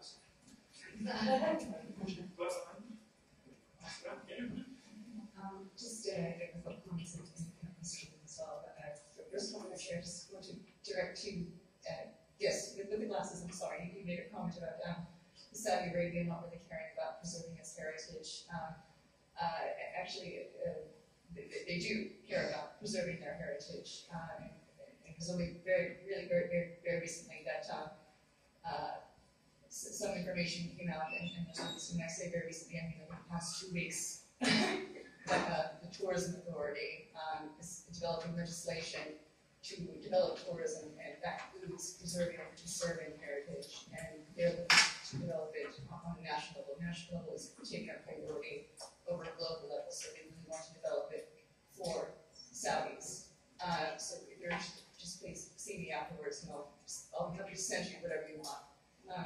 Sorry, but getting back to the panel. This is forward from, sorry, you're very popular today. Just going back to the field supposed to follow up on what Georgia said. It as well, with the community development aspect of the field schools. I think, it's great what field schools can contribute, and I think that they do contribute a lot, but there's the potential for them to contribute more. Not just as outsiders per se, coming in and being there temporarily and going, and coming back next year for a few weeks or a couple months, but possibly even in between, whether that's trying to bring the local community in and having them participate with the site while you, the researchers, are the absentia on some level, whether that's maybe being site managers, as it were, or even caretakers, and trying again just to maybe learn something about their own heritage and about what you do as researchers and archaeologists. I think maybe introducing local field schools or bringing locals in who actually participate with the students and learning how to excavate, learning how to do archaeological research is also a great way. If that's not already being done, which unfortunately in some cases it isn't being done. I'm also wondering if actually including community development or public archaeology as an element of the field school curricula would be a possibility, and how you, or for that matter, any of the other panelists feel about that. We insist in the budget that every field school submit to us that there will be funding for local students. We pay for local students to come and work with our students. There are two reasons very significant. The first one is the right thing to do politically. The second one is that take American students and you start them in the middle of a Peruvian city, they have no cultural clue where to go and where not to go. The Peruvian students know where to go and where not to go, and when they go out to the disco at night, the Peruvian students will take care of them, and therefore we will have a lot less safety issues. So that's a cost reduction to us. We're very, very interested in supporting locals, and in all our field schools we insist that scholars who are submitting an application to us will have a local component. Now, we are very interested in the academic side of things, and we are understanding this is a new model of both funding archaeological research and a new model of transformative experiences for young Americans or whoever wants to do it. One of the most important things that happen in field school is when you take young students and you put them in a remote village in Peru, they're both there, and at night they're looking for a place to do things, basically yes. Right? And they go with the local people and they create relationships. And these relationships in some cases are translating later on to marriages. So you have remittance and people are voting and transfer. It is the truth that's happened. But what is more interesting, and I think I talked about it in my paper, is that you get a lot of young people coming from remote areas of the world, from very wealthy environments to very poor environments. And what you get is Brian Billmans of the world. You start to see people are saying, well, I'm not so much interested in archaeology, it's boring. But what I'm very interested in is in the community. And they're coming back and they do what we call service studies project, in which they are coming back. I've been in the field school, I've been in Moki, and I've seen how cool the people are. Next year I'm going to come back not in the field school, but I'm going to create an NGO, and we're going to come back and dig holes for water, or we're going to build restaurants. And that's a byproduct, the social, the S in the cubicle that we saw yesterday. That's some of the benefits that are happening. If you bring young people and you're forced to stay in one place for 5 weeks, which is the minimum amount of time that we are bringing students up, things happen. And even if they don't come back, they go back home. They've seen how the other part of the world is living. So they have the context, and maybe they will not consume as much. Not that I'm against consumption. Consumption is good. But maybe they'll be more conscious about the context of their lives and how they live their lives, and that's a huge benefit. And I think here in Britain, as the tuition here changed tripled in 1 year, there was a huge rush to suggest that archaeology is a transformative science, a transformative discipline. We did a lot of work about the fact that archaeology is a transformative science. By golly, it is. And I see that every day with students that are going to field school, transferring ideology from wealthy countries to developing countries. You know what? Even students are going from the United States to Ireland. The whole thing is happening to them about the meaning of being human. And I don't know that we can quantify that, but I know that it happens. Questions? Got one right at the back.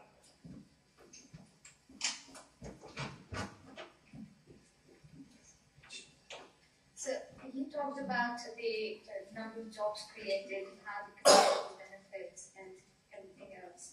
But I would like to highlight that there's another end of the spectrum where community exploits heritage to maximize the economic gains. And what do you do in such kind of situations? For instance, this fort in India, Jaisalmer, which is a living fort. About 2,500 people live inside the fort, and they've changed their houses, and they've built stories over stories just to maximize the economic gains and to attract more tourists. So there's this side of spectrum which has not been discussed, and I would like to ask that what do you do in such cases? I go to the next town. I mean, seriously, these are people's assets. They own them. I don't. If people are determined to destroy their cultural heritage or modify it for financial gain, I mean, it's what we're talking about. You know, you hope that by working with them, you can manage that, make it controlled. But people create Disneylands all the time. It's not just poor people knock down beautiful buildings in New York City where I live to build condo towers. It's the same process. People, and the reason, coming back to one of the things I said at the start, right now, archaeology and heritage properly done, with a few exceptions like what Ron is doing, is a zero economic gain. So therefore, anything else you do with that heritage site, whether it's exploited in a way that we would think is fantastical, or putting a factory on top of it, to me, both of those are equally destructive of site. So what we need to do is try to provide people with economic development opportunities that don't destroy or respect their heritage. And if they're going to go ahead and do it anyway, I don't think that we have any ability to prevent that. I mean, we won't fund it, obviously, but we have no ability to prevent local people making economic decisions. And that's why heritage is disappearing every day. That's what I think we're all in our different ways trying to get in front of. We all have somewhat different views about what the best way to get in front of that is. But the bottom line that we can't lose sight of is we're losing tons of heritage every day. And in 5 years, when we have this conference again, we'll all kind of have a long enough track record to say that this method worked better, or this method worked here, or this method achieved that here, and this method achieved that here. But I don't think I, as a U.S.-based NGO, have any ability to stop people in another country from destroying their heritage.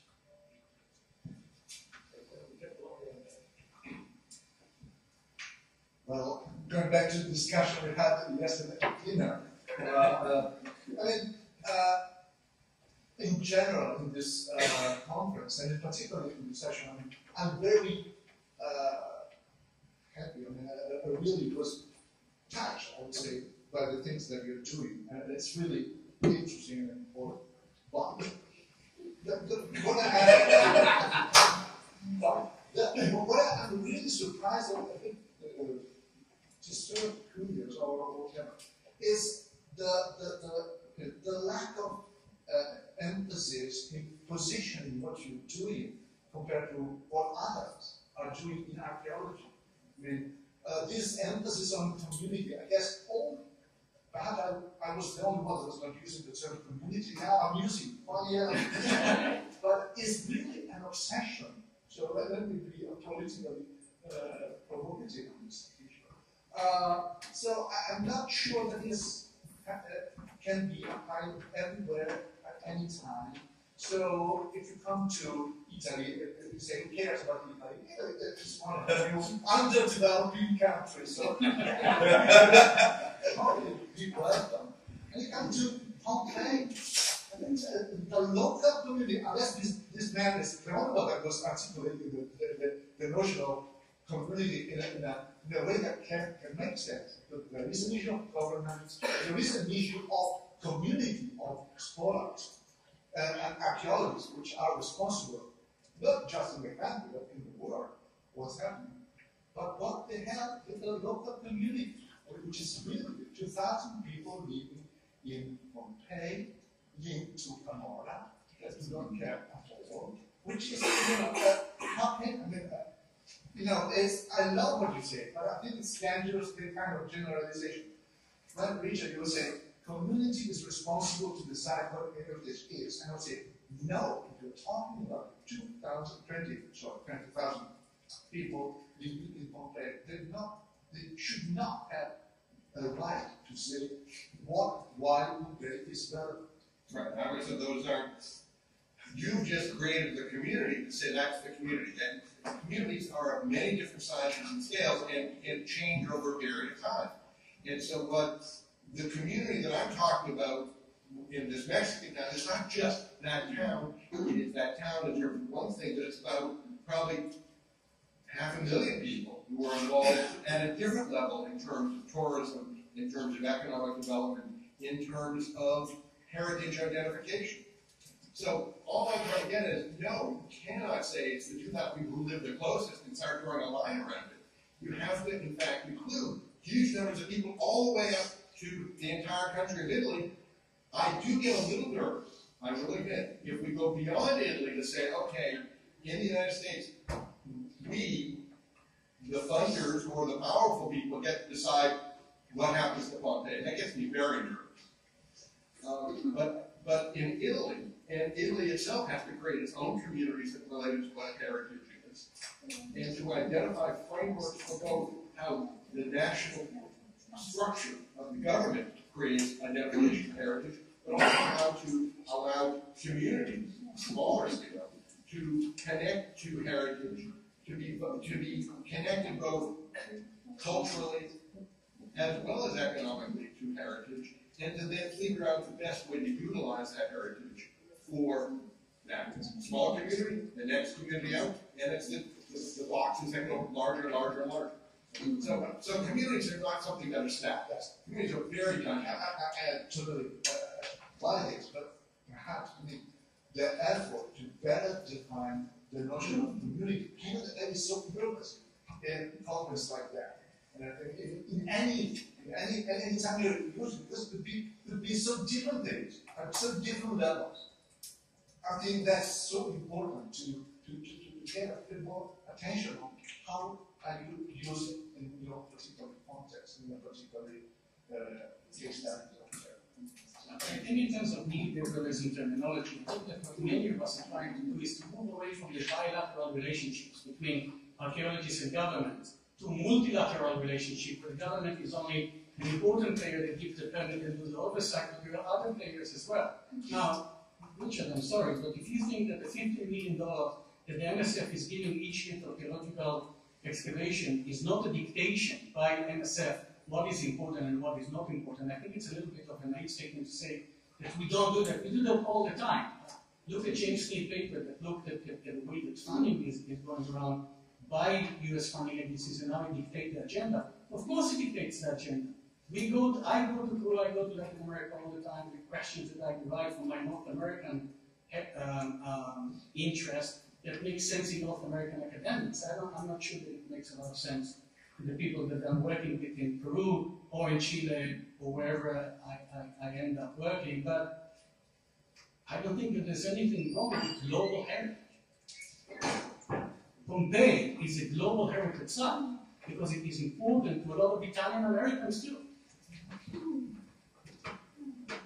I have no problem saying that there is a global community that should care deeply about Chattanooga and what Jerry's doing. I mean, for crying out loud, where do you get your money from the United States? Yes, but We have time for one last question, then we can take the arguments outside. Okay, I apologize in advance because it's not a question, it's a comment, but I was been building up for a while, so communities don't exist in the wild. And this is a disconnect between archaeology and anthropology. For an archaeologist, a community is a settlement. It's a concrete, it's a discrete thing. But in the real world, a community is, there are many kinds of communities that exist all at the same time in the same place. This is one of the reasons that our projects fail, because we assume that the people who show up to a meeting or who want to work for our program are a community. But these are a superficial community, and they only exist for our benefit. And these are the communities that fall apart when the archaeologist leaves. But in the living world, there are lots of competing communities that conflict and ebb and flow, and any particular person, like you and me, like everybody in this room, belongs to a bunch of different communities. Indigenous archaeologists are an example of people who belong to a couple of relevant, interesting communities and who use membership in multiple communities to negotiate a place in the world and to negotiate programs. And people's multiple communities can be quite useful to us in developing projects. So what you have to do is to try to identify communities that exist more than one that are interested in you. Because I guarantee you that in the places where nobody's interested, well, actually some people are interested.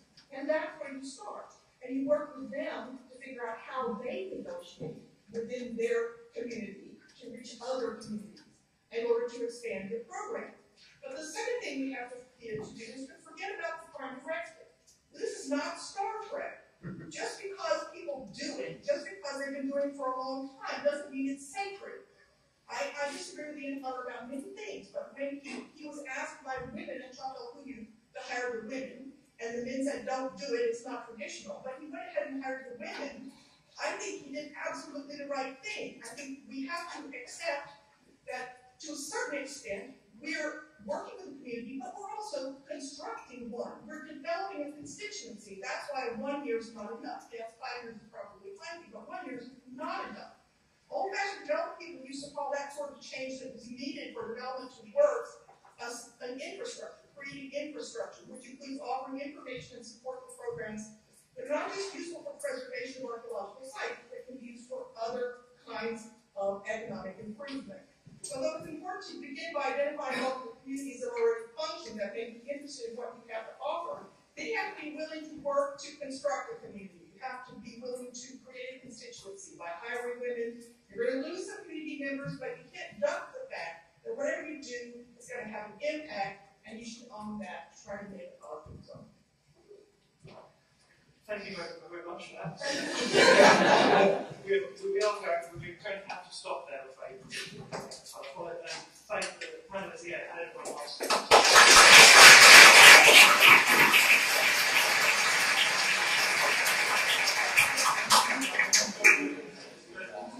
Thank you very much.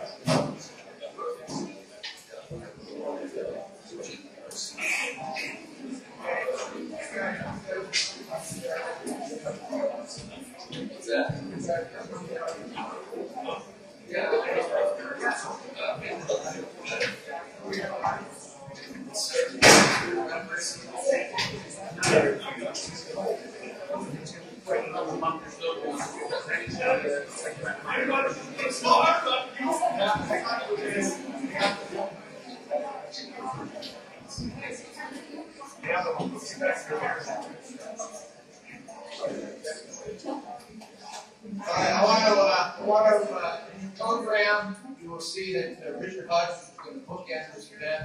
Unfortunately, there was a rather serious emergency at the University yesterday. He got called back home last night. But we do want to do a few closing things just to maybe put at least a bit of a bow around this and also to say some thank yous. What I thought I would do first, and then Paul's going to close this out, is not attempt to summarize the conference, which is impossible, but at least to pick out some themes by highlighting 7 words that I think have flowed through this in important ways in the last few days.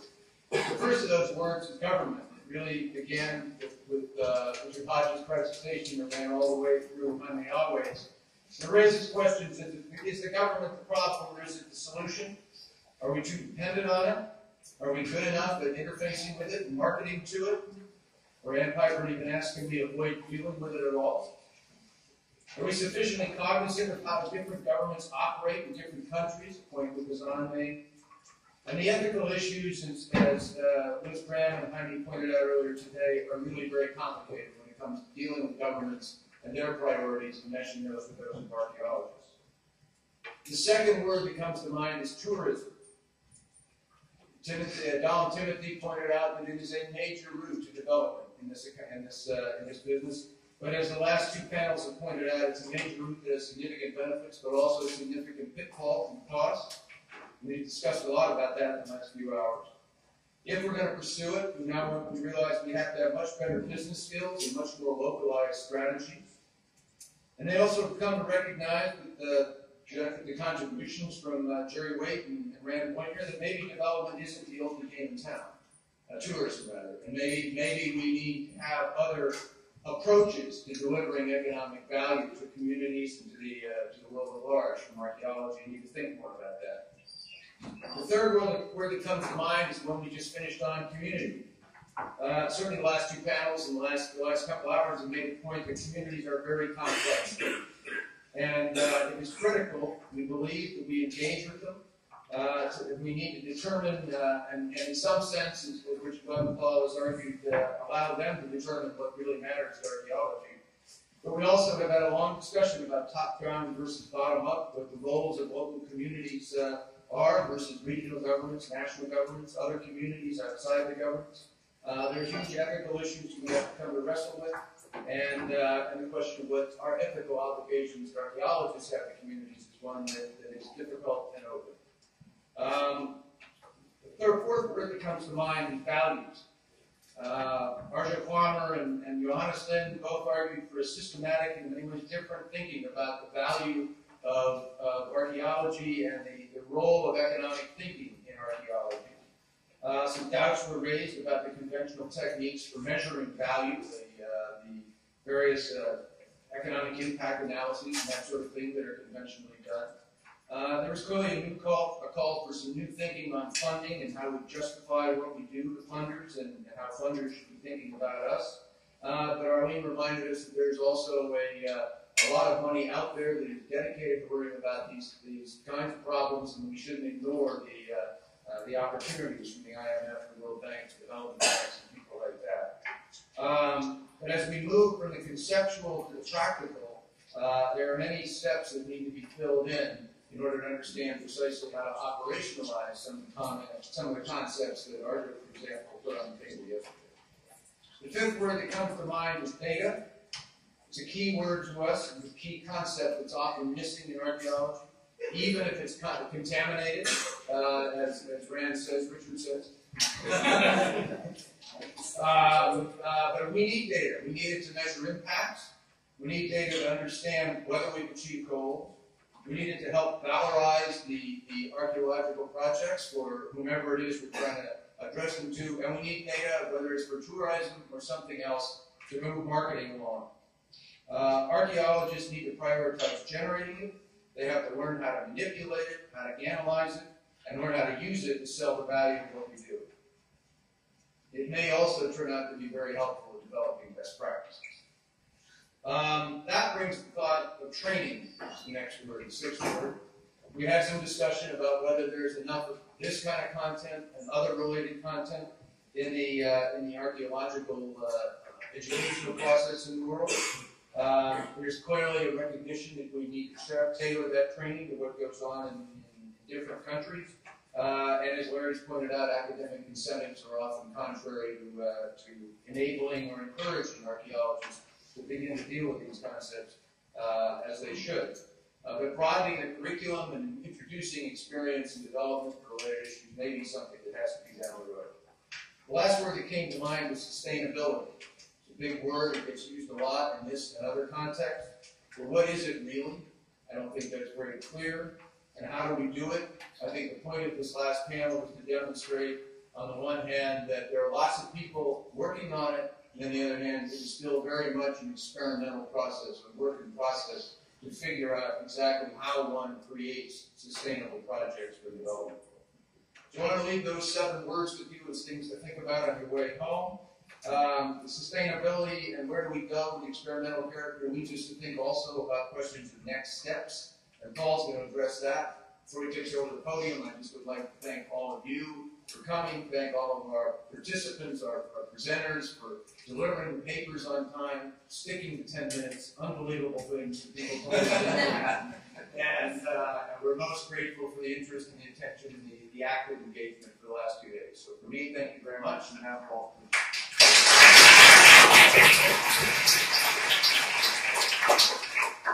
Thank you very much. I'd also like to reflect you to thank the speakers and the panelists for coming, especially those who are perhaps sitting outside of archaeology, who have come and looked at outside perspectives and kind of took the plunge and come in here and kind of giving us a mirror from the outside there. We'd also like to thank the conference sponsors. Without them, we would have had to kind of have a limited budget here, but I think we've done a lot with it. We couldn't have done anything without their sponsors, and particularly the Institute of Archaeology, giving us our Archaeological Studios, the Sustainable Preservation Initiative, been very helpful to us. Heritage Lottery Funds, produce the booklet, Manning Publishing, put in money in there, where German Public Archaeology is resident, that's what publication is going to come out, and the National Museum of Gould being a strong supporter as well. So thank you very much to them all for being massive help.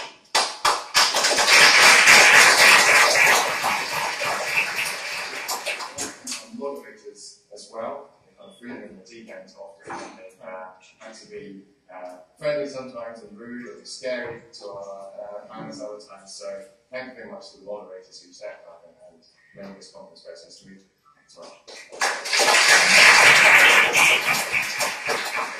And finally, a big thank you to our conference team. They've given up their time, and had lots of effort to be here and make sure it goes so smooth. They've been absolute legends, making sure that everything behind the scenes has been running smoothly, that people have been well fed, and had drinks, and had microphones, and everything else. So ladies, a massive round of applause.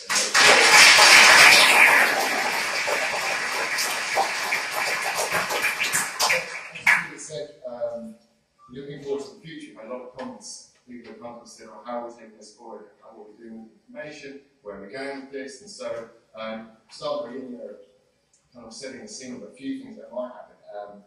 More closely to this conference, we're going to release an attendee list in the next couple of weeks. So we'll email the board and say, do you want your name or email address not on it, something like that. Once we get that information back, we will distribute this so that the network can continue, and hopefully that list can form a start of something for people using that as other initiatives, further conferences, to be in touch with people who are like-minded and interested in it to begin with. The publication is due out in the spring. Our minds are panelists, speakers that we have 2 months to make amendments to that. And once that's in, that hopefully in a few months that will be out, and again provide an excellent way to springboard other conversations and have something tangible to debate from. I'm going to flag up a few things in the future. Other times we might be able to meet up. WAC in Jordan in January. Peter, I think accidentally, as part of our main session, main theme, might have a session around the similar topics. And I think there's been a lot of enthusiasm and flexibility. If anybody here wants to take what we've got for you, fill in gaps, think something more, please. WAC in Jordan can be an excellent place to do it, and having a bigger audience. So that is one opportunity that we can certainly take forward. Another conference which I wanted to mention was, I know University of Massachusetts, Heritage Center in Amherst, in May is having a conference on the past sale and economic parts of heritage and archaeology. So that might again be somewhere that we can meet up again and take this forward.